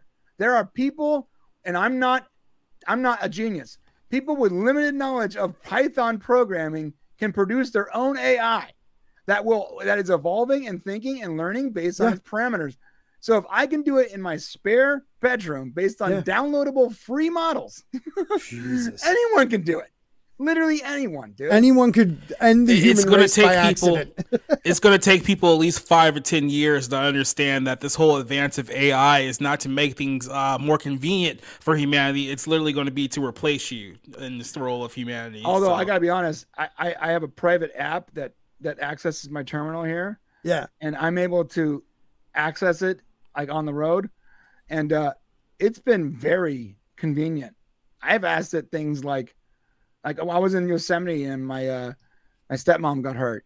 And I'm like, I need an emergency room. And in Yosemite, there's like no emergency rooms. I hit the Shane app and I was like, I'm in this area code and I need an emergency room that's open right now. Oh and my God. I asked it such very little information. This thing gave me a list of like 7 emergency rooms, their locations, their distance from me, and their phone numbers. I called like 5 of them and I found one that was open when we got her airlifted out of there. Oh my God. Dude, it is definitely convenient being able. Well, it's trying to trick you into trusting it. yeah. Well, here's the deal. Look, I have access to all the knowledge on the internet. I already have that, but finding that knowledge is often very difficult, right? Right. With AI, it can just find it for you Seconds. in seconds. Yeah. Something that would take me hours to find, it can do it in seconds, dude. Yep. We're working on this Stargate video right now, and I was looking for information, and so I wanted to do a deep dive. Now, usually I can sit here for like 7 hours and I can research 4chan and Reddit and different, sort of off the beaten path internet locations, but it takes me hours. Right. Dude, I gave the same keywords to Shane. That's the name of the AI. Yep. I gave the same keywords to Shane, and I did it's called a dash or a hyphen deep search. Yeah. And it took about 3 hours to come out with an insane amount of even edited wiki pages. It hit the archive.org and it found edited wiki pages of things that the studio put up that they immediately took down because it was archived once. It found it. Holy shit. I'm able to find information that would normally take me days in hours. Yeah. So it's convenient, but it's also going to I'm going to be out of a job in a year. Well, maybe not even a Yeah, job. like I said, it's all fun and games until your phone wakes up one day. It says, "Acknowledge me as God," or your bank account doesn't. Well, work. that's it. Right, here's the, I can stop using it, but then I would also be behind the ball. Like you got to stay up on it, regardless. man. Right. And that I know you, it hopefully will turn me into a pet. Christopher Mays for $9.99 says, Brian's AI has become self-aware. Watch out, everyone. He has heralded Skynet. That's that's my fear. ROG gaming system. Download AI in my little studio. It has a good internet connection. That's for sure. It does. That's the problem right there. And also, Machini Draws, what a great dude. Hit, I think, over 5K now. $2. He has the dog with the hearts. Machini's a great guy. Good friend of the channel. And I'm pretty sure he hit over 5K. So congratulations to you, sir. I just love that I have that now. I don't care if it's over. Yeah, no, it's called Live Sound Card. That's pretty good. Yeah, I bought this thing for $50. It was on sale. I bought one of those expensive stream decks, and I'm like loading up all my sounds and all that to do the same thing. Had it all set up. I tested and everything. This is it's like 6 months ago. Yeah. We started a stream. I hit one sound effects. My entire computer turned off. Yeah. I was like, never gonna use sound effects again. Here we go. That's weird. Well, see, this one came preset with one, so I don't know if I could even adjust it, but I'm fine with that for now because you can see my face. That arm's not like right here anymore, so I'm good with it. Remember back in the podcast? I don't know if you guys do this, but I before YouTube, I ran a podcast called Raw Rant for like a long time. Yeah, and we had this soundboard we made out of like an old laptop where I literally just programmed a little Python board to play WAV files. Yeah. And it was plugged into like an actual like soundboard, like a physical soundboard. So I would just click on the different WAV files as people were talking. I thought I was the most genius thing in the world. now like 7, 8 years later, 10 years later, whatever, now anyone can do it just with like a free app. It took me like 7 hours just to make that little program. Good times, dude. That's freaking awesome, man. It's so fast now. What's up, Angus? How you been, man? So my AI is literally manifesting its own girlfriend. That's terrifying, dude. And I can't figure out why. Yeah, I made it. I can't figure out why. So again, downloaded AI on a spare computer that has access to the internet and you did that where it's now growing into maybe having multiple personalities. Yeah, it's a little more AI. complicated than that. I downloaded the OpenAI GitHub Okay. request, and I downloaded models like the ChatGPT model, Farsec, the Bing model. There's different models you can download. Okay. And with I'm that, so behind this. right. Well, with all those GitHub requests and all those free models, I was able to start my baseline. Mm-hmm. And I started with the text-based stuff first, and then I went on to image generation using like the free. Again, it's on GitHub. Mm-hmm. It's Python-based, Stable Diffusion. I'm renting a small Python server on the internet to run a lot of these scripts, and that runs to my local Python server. So the reason I was going to wonder that, like, so I have a local Python server running on the computer. But then that actually accesses a small rented Python server so that I can also plug it into my Discord and on my phone. So without the online server, I wouldn't be able to use it outside the terminal on that system. Gotcha. That's why that exists. The only access the internet has is what I allow it.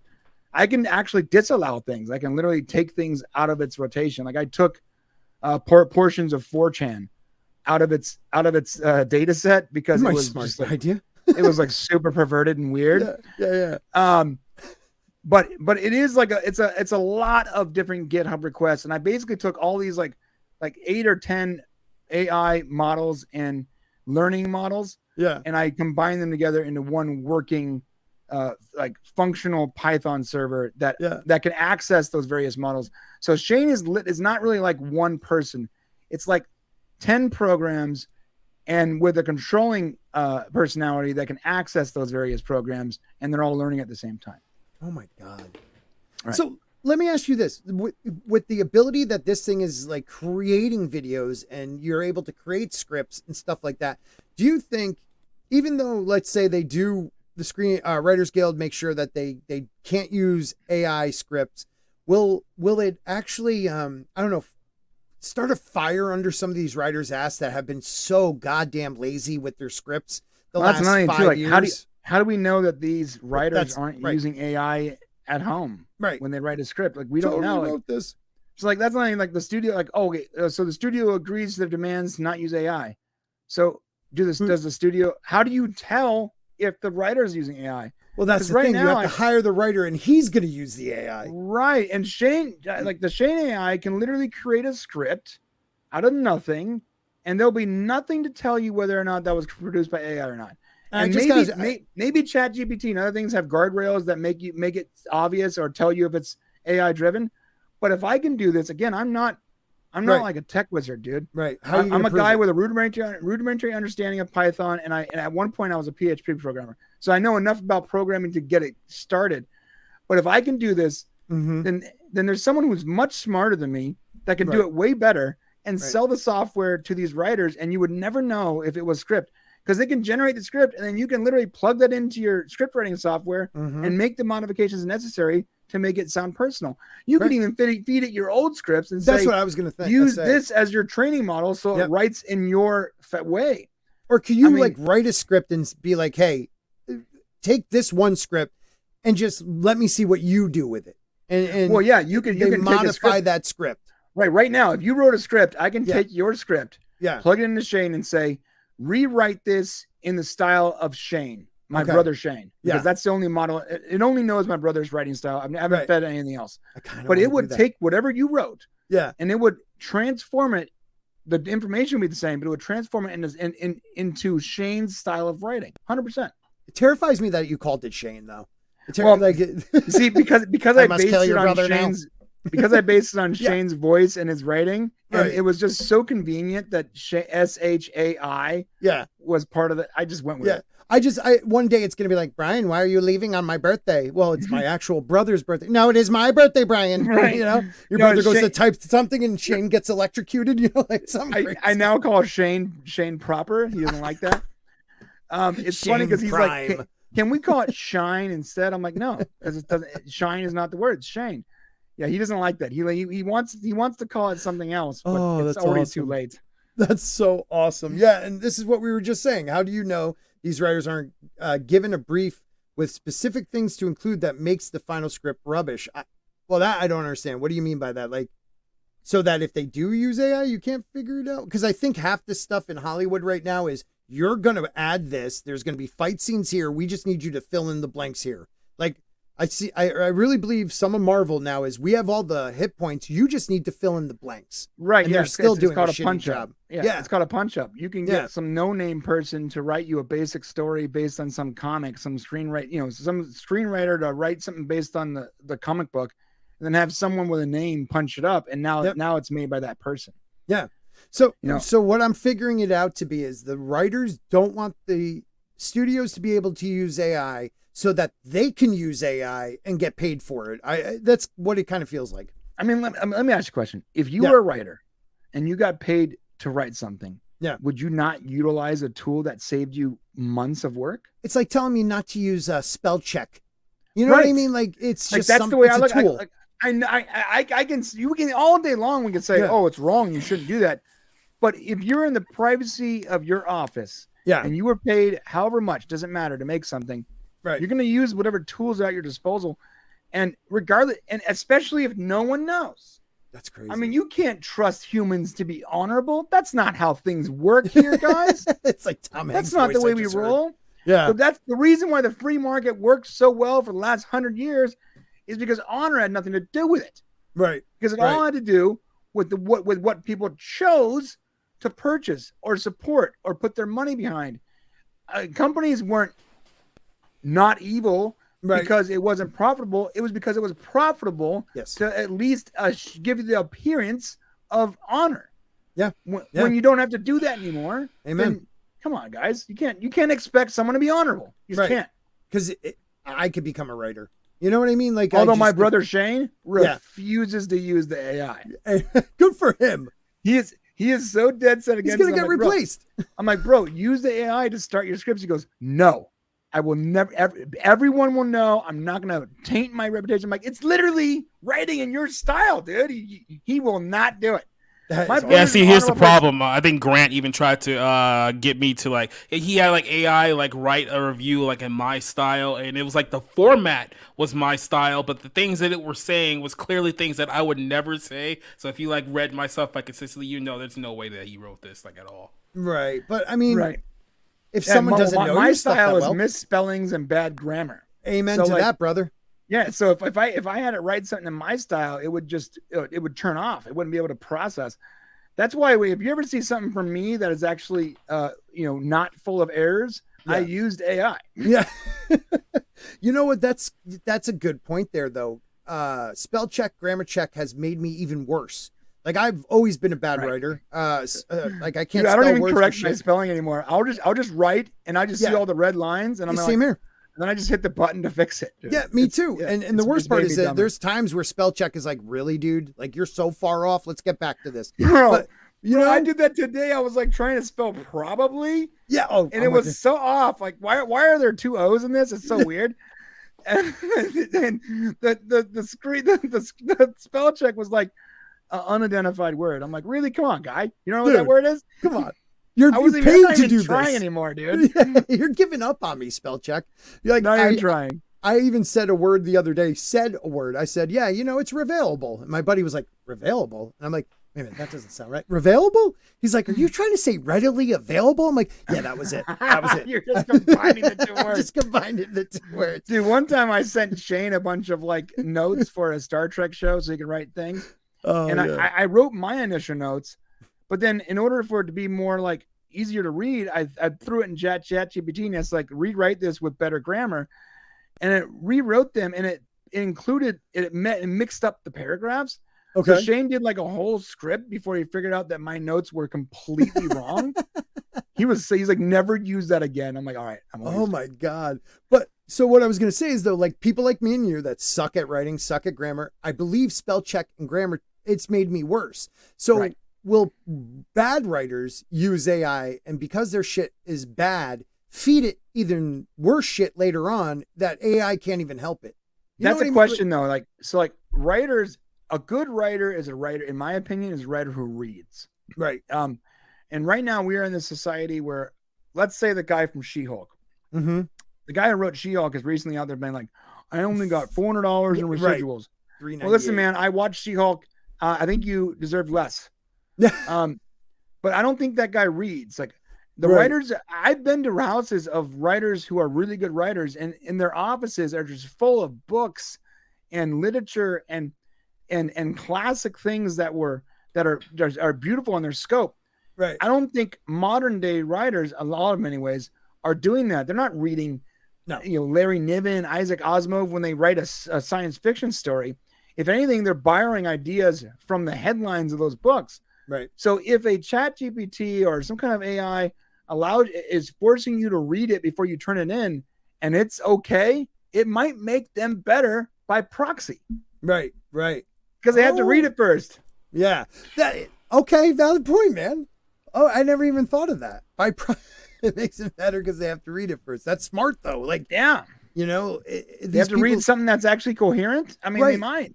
And even when you're like, okay, so could it make these crappy superhero writers even better because they actually can feed it? Maybe not their writing, but like, they can feed it 60 years of successful comic books, dude. I know it won't spit out the Marvels. No, but the wild thing is you can find most of these comics in text form without graphics free online. Mm-hmm. Imagine putting in there all the entire 1975 to 1990 run of Superman. Oh my God. Right? Yeah. And then saying, I need to write Superman Legacy with these characters. Right. Give it some basic instructions and some guardrails and say, write me Act 1. Mm-hmm. And then from Act 1, you make some changes. You tell it to remember make some minor changes. You tell it to remember the previous act and say, now write me Act 2. And then give it some more guardrails. Now this character needs to die, but this character needs a hero's journey. Now give me Act 3 and so on and so forth. Now this act is going to be the romance arc. Right. So and I want to insert include these new two character characters here. Yeah. Introduce these new characters. Introduce these characters. Apply these guardrails. And the point of this is to further the story without spoiling the rest. Whatever it is, whatever your guardrails are, apply those guardrails. Have it remember the previous acts that you already generated and modified. Right. And by the time you're done, 7 hours later, you have $1 million movie sitting on your desk. Damn. And I'm not a writer. Right. I'm not a writer, but I'm positive that I can sit down at my Shane terminal right here and I can probably do that. We have watched enough movies that yes, you could. Like we know every movie trope, everything, and you can at least let the AI know the good ones to go down and ones to subvert. You know what I mean? Like you can create something exceptional maybe that way. Now I do think that there is a little bit of art to this. I think that if you're an artist, like a designer, a real designer, like I'm a designer, right? And so I understand like the rule of thirds, and I understand composition and atmospheric events. I know things like blending. I've been designing since I was 20. Yep. And the thing is, like, because I understand those things, when I program the Shane AI to actually create thumbnails, I can give it specific instructions that would make it a coherent image. Mm-hmm. You see some of these images out there that novices with no design background are just being like, I want Jennifer Lopez with her ass perched up on the chair. And they don't understand it. Right. Yeah. And they don't understand like the basics of photography or design. Right. And because they're not giving it those instructions. So it's spitting out wild nightmare fuel versions of Jennifer Lopez. And you go, okay, well, those are obvious. When you see an AI image where they have like 15 fingers, you're like, a designer didn't make that. Right. 100%. Right now, AI is at the point where either a designer's got to program it, or you have to have the proper Photoshop skills, and then bring that in and fix that image that it creates. Right. I don't think AI is going to get so good where it can ever create something from nothing. Right. Either a programmer designed it to work with a novice, or the person that was using it understood the fundamentals of design, and that's why you got something good out of it. Well, I think the same with writing scripts. I think you have to know the fundamentals in order to get something legible. Amen to that. And I was trying to get someone this avatar right here. I was trying to get an AI version of it, but the Grant was doing it for me. A couple other people tried it, Jane, a few others, and it was never a spork though. the character never had a spork. It was always like a fork or, you know, like a weird knife. It could never replicate a spork. Well, I can tell you what you would do. I would have to feed it pictures of sporks. Well, no, so it already has pictures of spoons and forks. Yeah. Right? And it probably doesn't understand the difference between a spoon and a fork. However, what you can do is you can give it the parameters to design, say, that person with that beanie holding a spoon. Yeah. And then literally it's called a dash detail. Have it do a subtle detail where it replaces the spoon with a fork. Okay. And then take those two images into Photoshop, do a little bit of masking, and you make it a spork. All right, man. That's what you would do. So there's extra steps there. Yeah. But you can definitely do it with AI, and it would definitely shrink. Because if you gave it to me as a designer and said I want this new thing with it, it would take me hours. But with AI, it would take me 20 minutes. Yeah. See, I find that so interesting. It's just, but the thing that it's like, okay, so if it's going through the web and finding pictures to convert into this, using my avatar as a basis, it can't find the word spork and realize there's sporks out there. That's, you know, AI is not as smart as I thought it was. It's not. Yeah, there might be plenty of images of sporks, but it doesn't do well with things that are that detailed, which is why it always has problems with like hands and fingers. And yes, I've seen that too. If you ask it real specific things, and no matter how big its data set is, it's, in fact, the larger the data set, the more general the data set, the harder it's going to be for it to find exactly what it needs. Because like someone said in the chat, it's basically copying. That's what it's doing. It's just copying based on millions and millions of images, right? Right. So the more general, the more robust the engine is, but also the harder it is to get real detailed niche things out of it.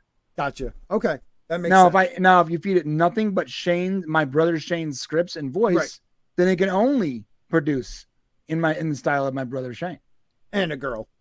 And a random girl Still that I have no idea where it came from. Dude, I need to get updates on that because that terrifies me. Yeah, watch when you go to Shane, watch the latest one. It was a Mission Impossible one, and somewhere in there, it randomly just changes to a girl's voice for one sentence, and then continues on like nothing happened.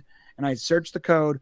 I regenerated that voice like 50 times. And every single time, it would do it in different cadences and different styles, but it was always there.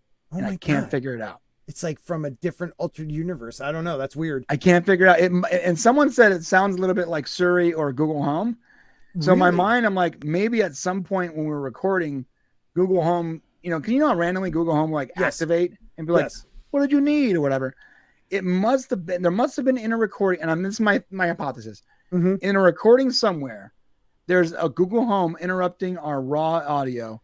And it latches onto that every once in a while and utilizes that cadence instead of my brother's. That's crazy, man. That's the only thing I can think of. Or they're just working together. Who knows? Yeah. Or Siri and Google Home are working together. Now I did try to install Shane into a Google Home. Yeah. Because I wanted my wife and my kids to be able to use it. I wanted my brother's voice to come out and just freak him out. Yeah. And Google Home, the actual Google Home Minis are so limited in their memory that whatever Google did is 99% of that's being ran from a cloud somewhere, because there's not enough memory to actually plug it in. I tried to plug in just the Python extension to utilize my online server, and it wasn't big enough. The memory in these things is so tiny. Like Google, some amazing that's another thing that bothers me is letting like Amazon and Google have like that much access to your home. Remember that story from like a month or two ago? I would never let Amazon Echo in my house. Never. Yeah, where like the delivery guy thought he heard something like racist. Step out the door. Then like Amazon just like turned off the dude's house. Yeah, like he wouldn't even let him get access to his own home. God, so this guy owned a house that was a smart home, was completely connected to all of his his Echo devices, right? The Amazon version. And a delivery guy, it misheard a delivery guy say something possibly racist. And because it broke its terms of conditions, it locked the guy's account, which effectively locked him out of his home. Oh my God. So even the locks were controlled by lights. You could lock. Oh, now I've taken apart Echo Dots, and I've taken apart Google Homes. And I'll tell you this, Google Homes are not even remotely as connected or they don't access the same things that Dots do. Dots have like 15 little microphones. Google Home has one, and Google Home doesn't have the memory it needs to record anything longer than a minute of voice. which means, but a dot actually connects to a server and feeds on a 24-hour continuous loop into these servers somewhere.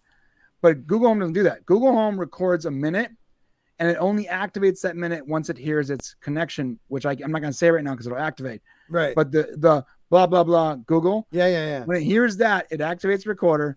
It starts a 60-second recording loop, and it hears what you say for 60 seconds. After that 60 seconds, that memory is cleared. Again, there's less than 3 megs of data in every one of these things. There's not enough data for it to actually record longer than 60, which is why I trust Google Homes. I've taken them apart.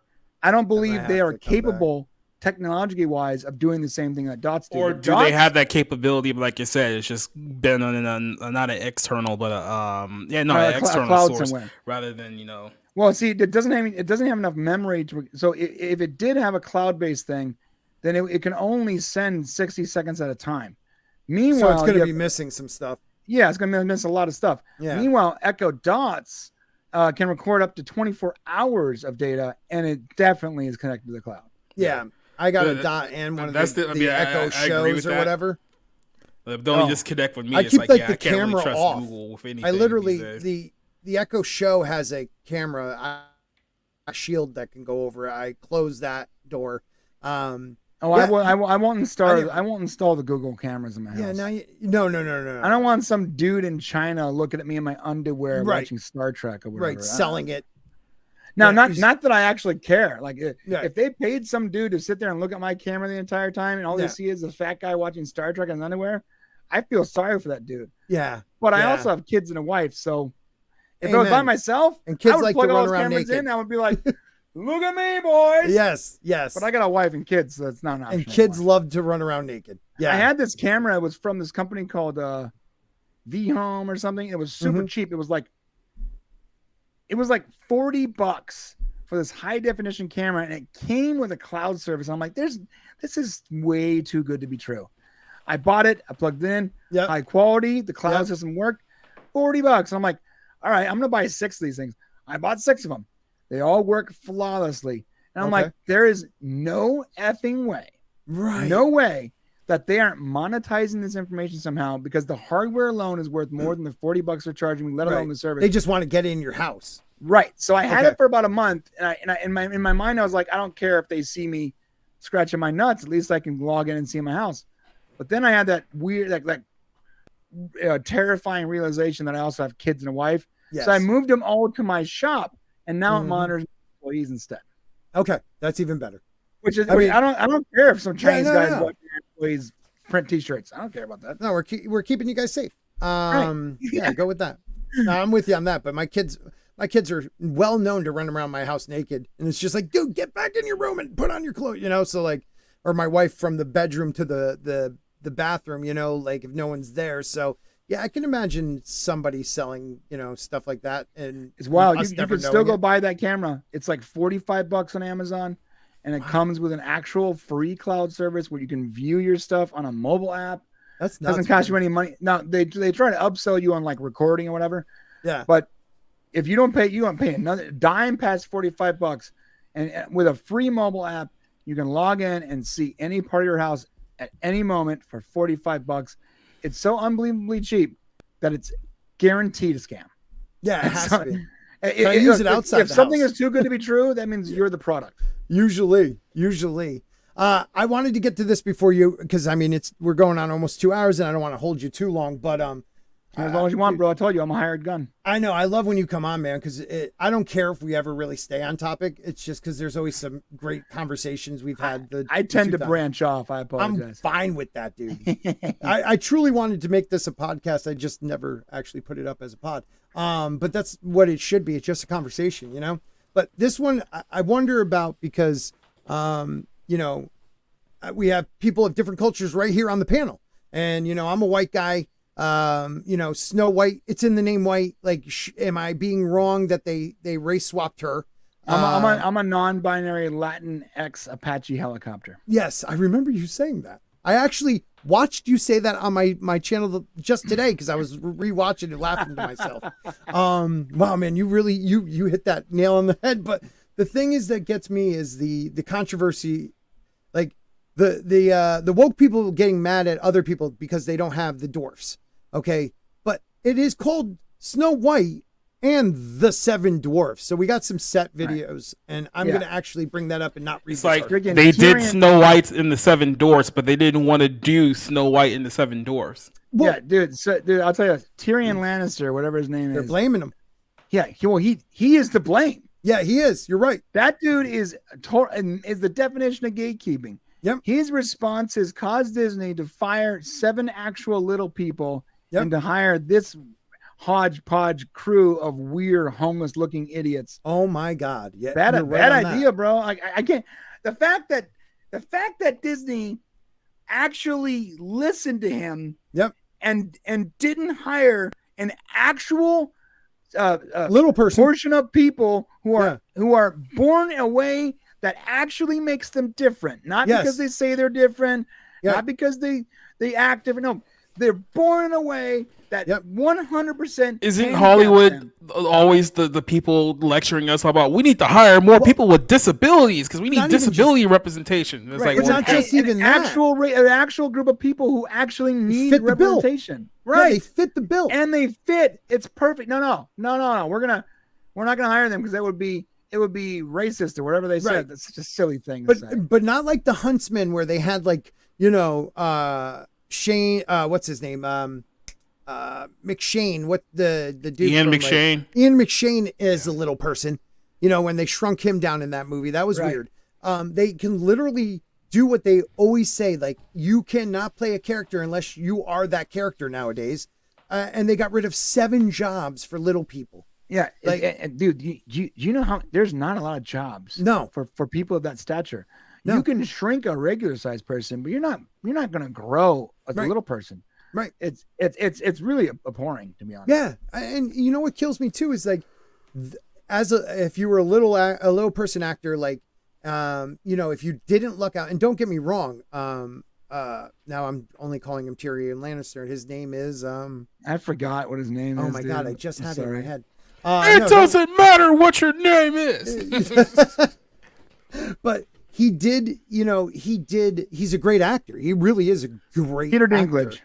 Peter Dinklage, thank you. I can't believe I forgot that. But he is a great actor, but he totally snuffed these people. Yeah, he did. Yes. Yeah, and it's like, how many other jobs do they have out there? And I mean, like, don't get me wrong. This is going to sound horrible. Not many. In acting, not many. They're either like some weird, one riding one of those, I don't know. All I think of is Happy Gilmore going to his happy place with the little person running around. It's always something that is not going to showcase their acting talents and make fun of their stature. Yeah. Which I'm not someone who's being like, that's a problem. Like, in my mind, get your bag, whatever you want to do. I'm not gonna gatekeep the way this douchehad bag did. But you had an opportunity to actually play a real character that fit the bill of your stature, and he denied them that. Right. And what kills me too is even after this, you still have the newest Charlie and the Chocolate Factory one with the kid from Dune, and they shrink down like Hugh Grant as an Oompa Loompa. So okay, is it only me, or I hate it, or is that guy the worst? Timothy Chalamet is the worst. He looks like he's perpetually taking downers, dude.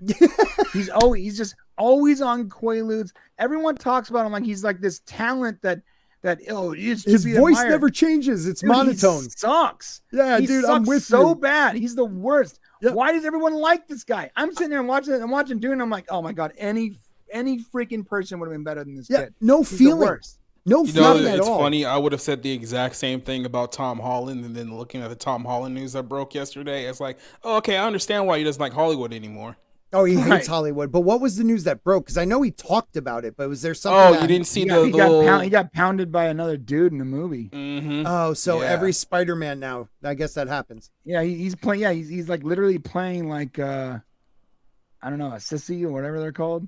Whatever the politically correct term is. Why is that so stunning and brave? Like, but again, he's playing a character he shouldn't be playing. I don't think any sexual act is stunning and brave. I'm not sure why that is the world's version of saying, like, let's make this so normal, that you can celebrate our and I don't care what you do with your Insert body. You here. can celebrate our perversity and make it normal because I feel bad about the acts I'm committing. That's the even Spider-Man's getting his back blown out now, so it's all completely normalized now, guys. And the problem and again, is, listen, anyone wants to get their back blown out, I don't care. You do whatever. yeah, you do want. it behind closed doors, though, man. Like, but I'm not gonna celebrate it. You shouldn't celebrate me jerking off in my bathroom either. You don't want to see me going down a parade in a loincloth for White Male Privilege Day. I don't need to see that. With actually, I do sort of want to see that now. Okay, well, maybe I'll send you some. But don't call it family friendly. You know, got an OnlyFans account, bro? I might have only toes account. I have an OnlyFans parody account for like Klingon warriors. And my idea was to dress up in full Klingon cosplay, but with 2 penises, because Klingons canonically have 2 penises. Yes. This? The amount of money it would cost me just to dress up every time was just not worth the squeeze. You never know, man. It could be a moneymaker. There's a lot of sci-fi nerds out there. You never know. So he destroyed these people. So what did they decide to do? Well, we see it here, and this is ridiculous. They're now called the 7 what are they? The 7 magical creatures. That's and you have like thing I've ever heard in my dumbest thing I've ever heard. You have one little person, barely, a 6-foot dude, and they're all different. Well, see, the guy in the back isn't actually one of the dwarfs. He was just a random homeless guy that thought that was the line for the soup kitchen. He thought he was going to Burning Man or whatever. We're off to see the wizard, the wonderful wizard. Like, looking at this image is like it's so frustrating because like this is obviously the stupidest thing ever.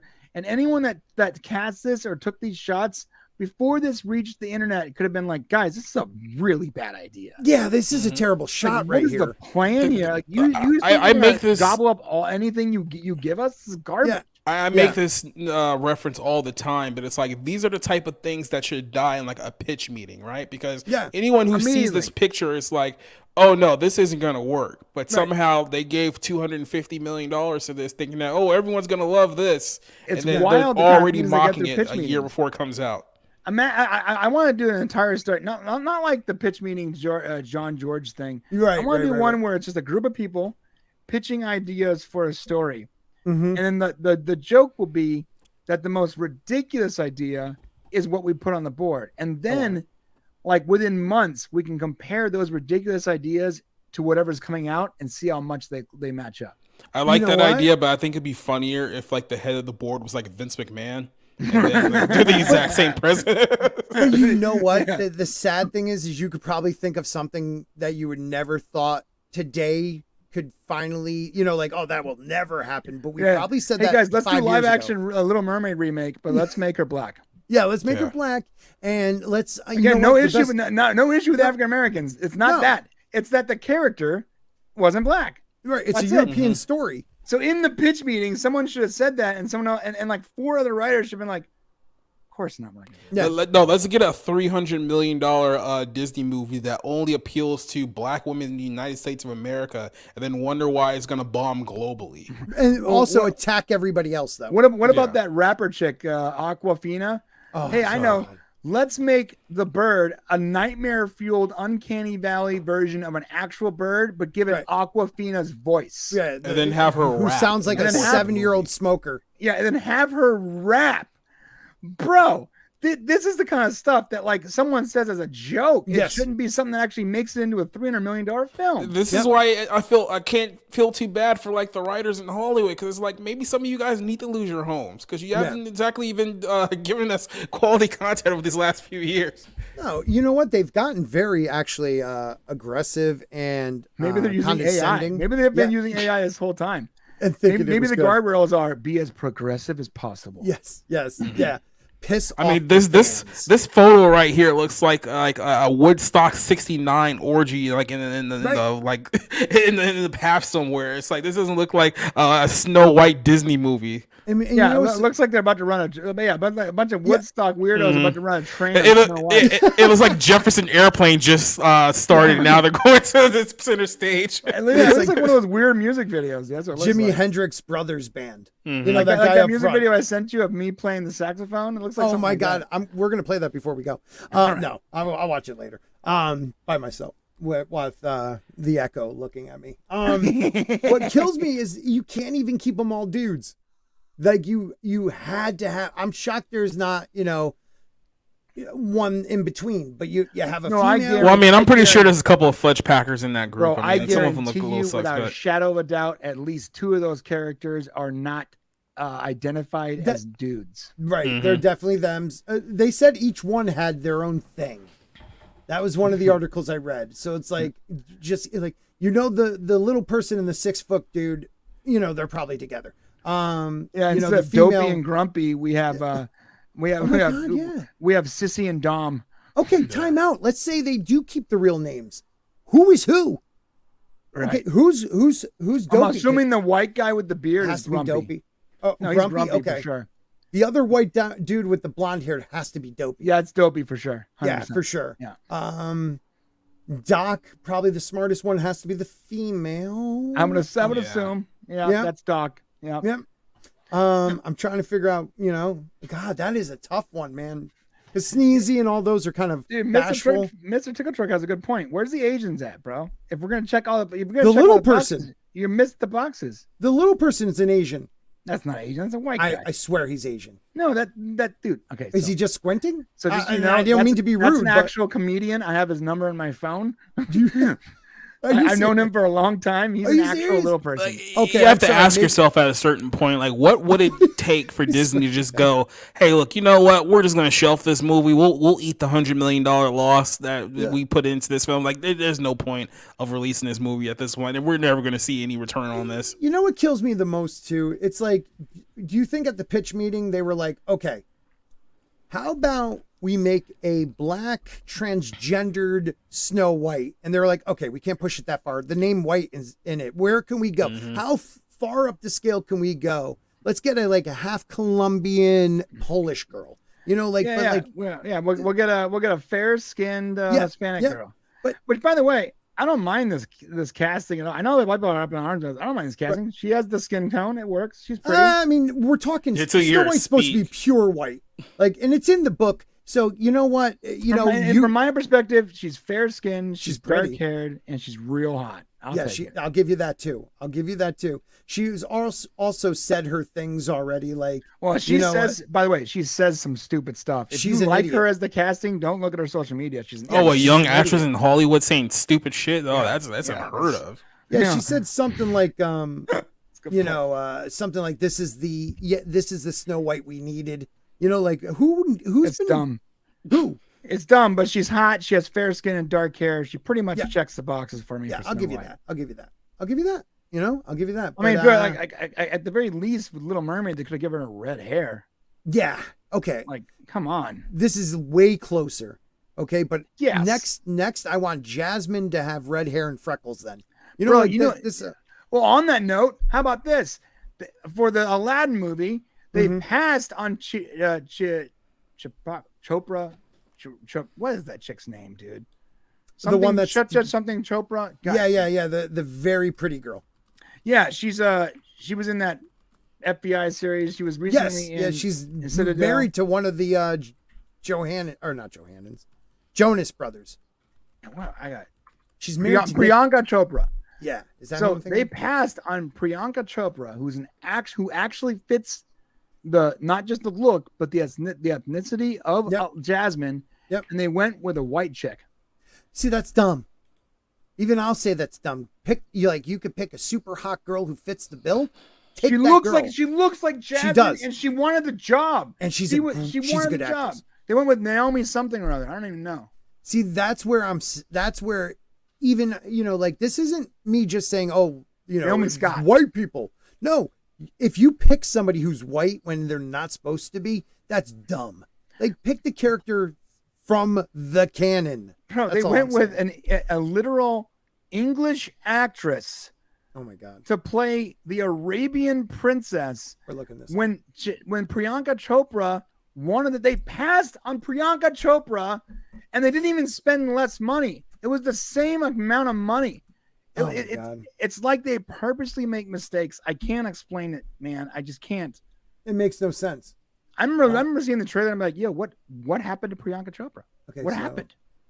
Yeah, so what did they, like, you should go to the tanning booth for a while with this girl? I don't know, but she's an actual English actress born in England somewhere. She's Yeah. she's as white as they get, bro. Yeah, they definitely tanned her up. You can tell.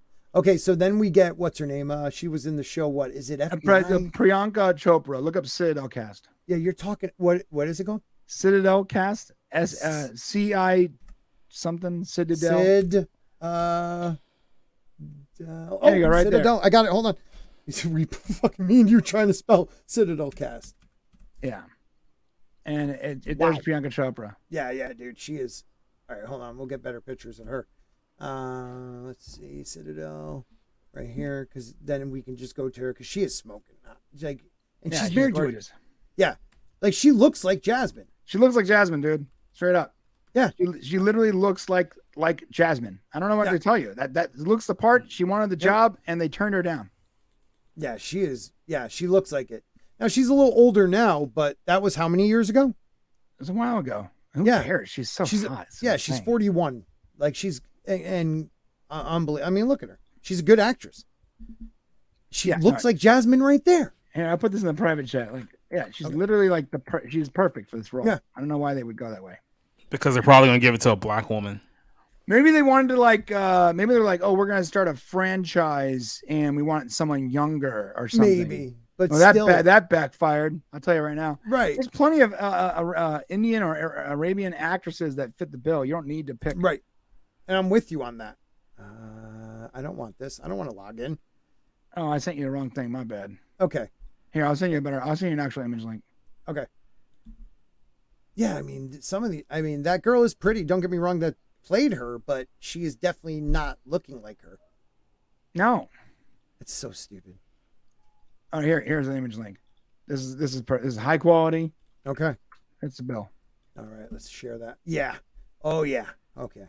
This is what we're talking about. Tell me You you telling don't me see that's not Jasmine? here, right here. I'm sorry. Yeah. Is that not Jasmine to you? That is Jasmine. Yeah. Perfect. Jesus. I She's don't know what it. to tell you.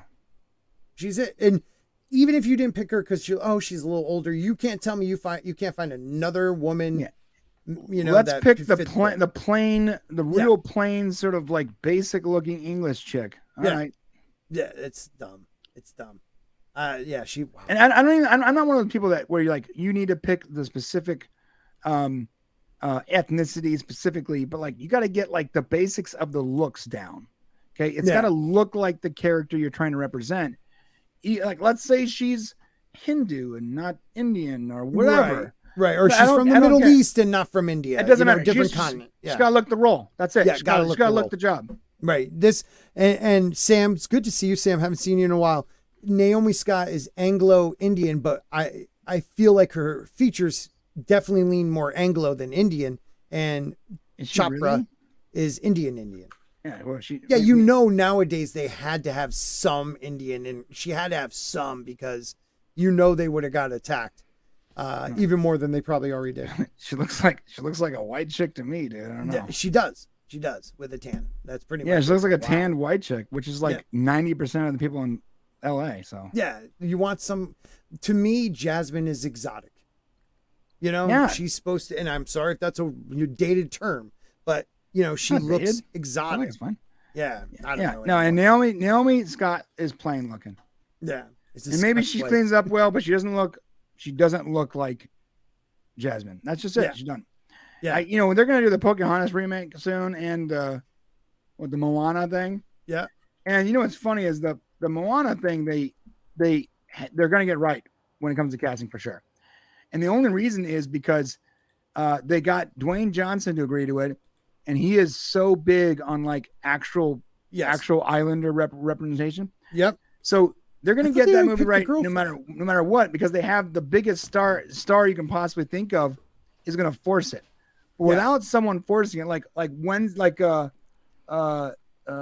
Jenna Ortega in Wednesday, without the star forcing the proper story and casting, you usually get this mixed up mess of bad casting and box checking. Yeah. Had everyone's like, Jenna Ortega is a nightmare to work with. Well, you know what? I don't give a crap because that was probably one of the only shows I liked this entire year besides Picard season 3.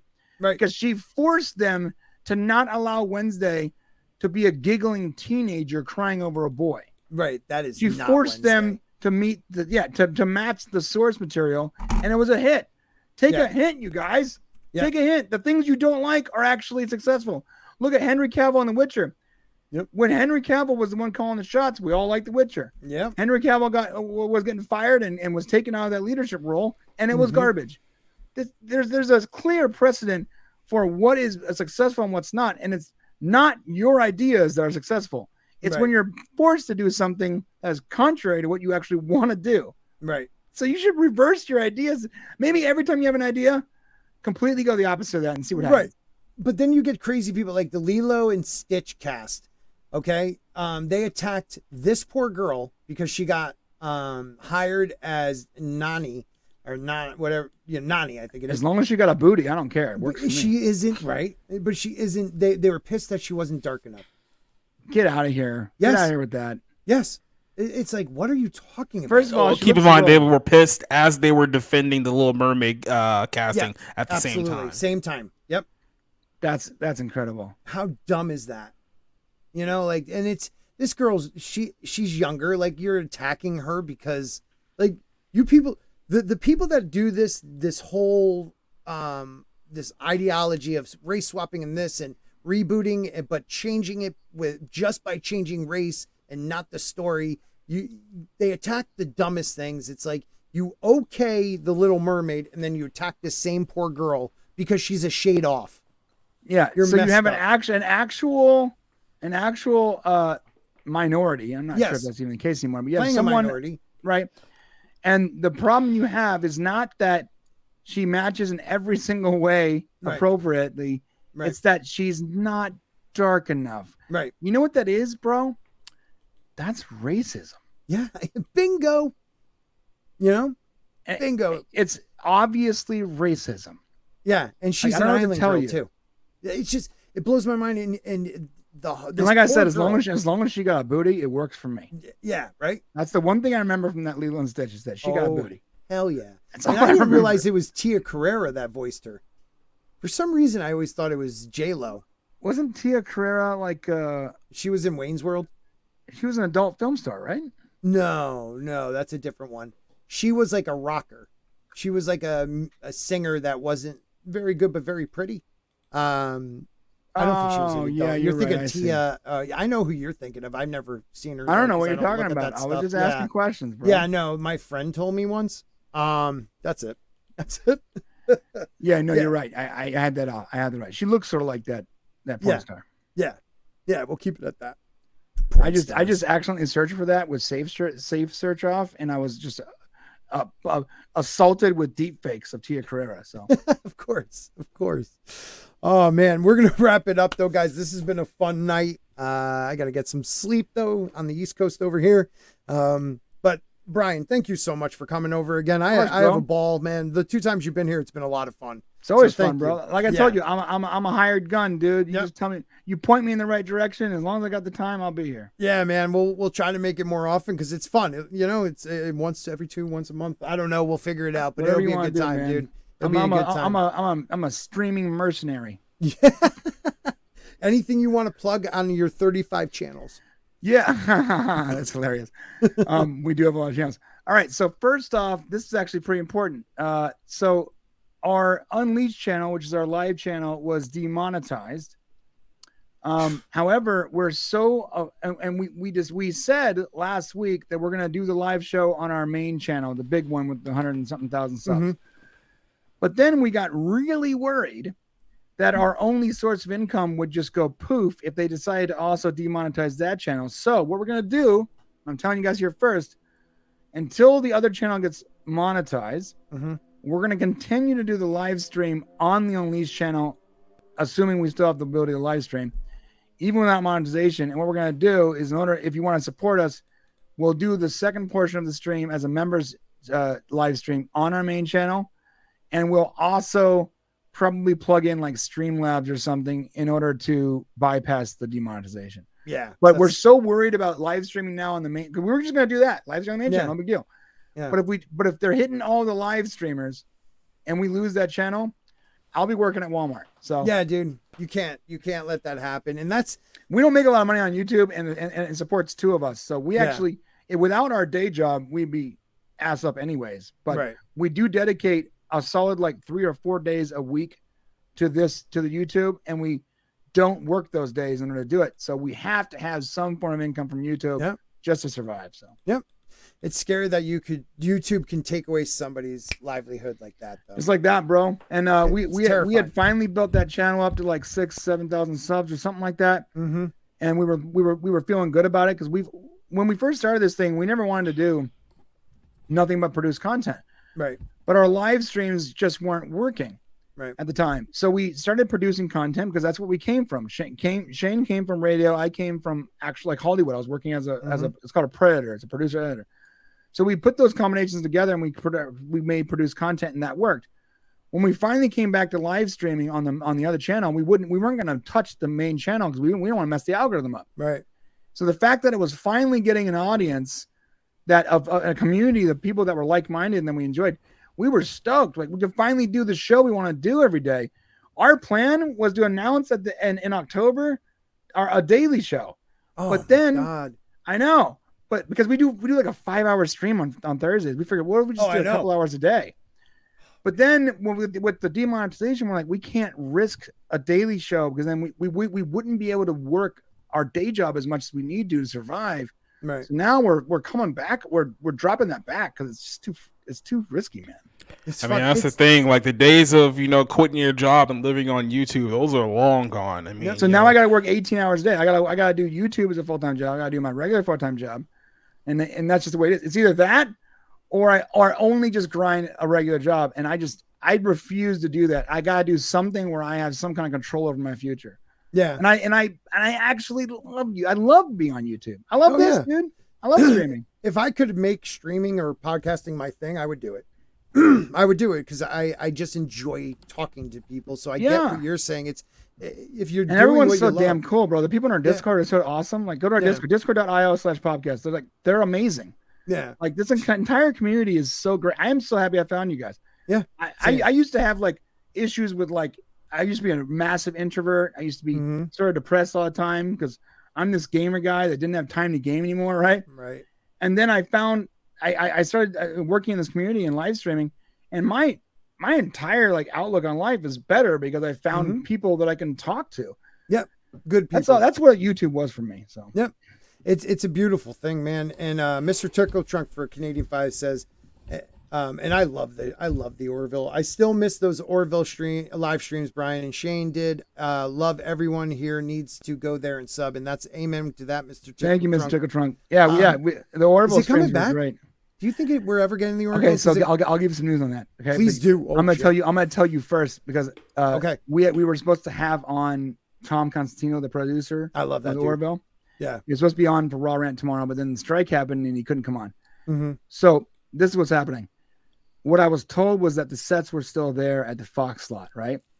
Their plan was to drop the sets, because it would cost, say, this amount of money to store them, and it would it would cost this much money to rebuild them, and the amount of money to rebuild them was less than to store them, assuming they weren't doing the show for the next 4 years. Okay. The rent on the material would cost less if you had them sit there for 2 years than to rebuild them. So I reached out to my guy at the Fox slot, the guy who initially got us in with Tom Constantino. I was like, look, what's going on with the sets? He goes, they're still slated for the Orville.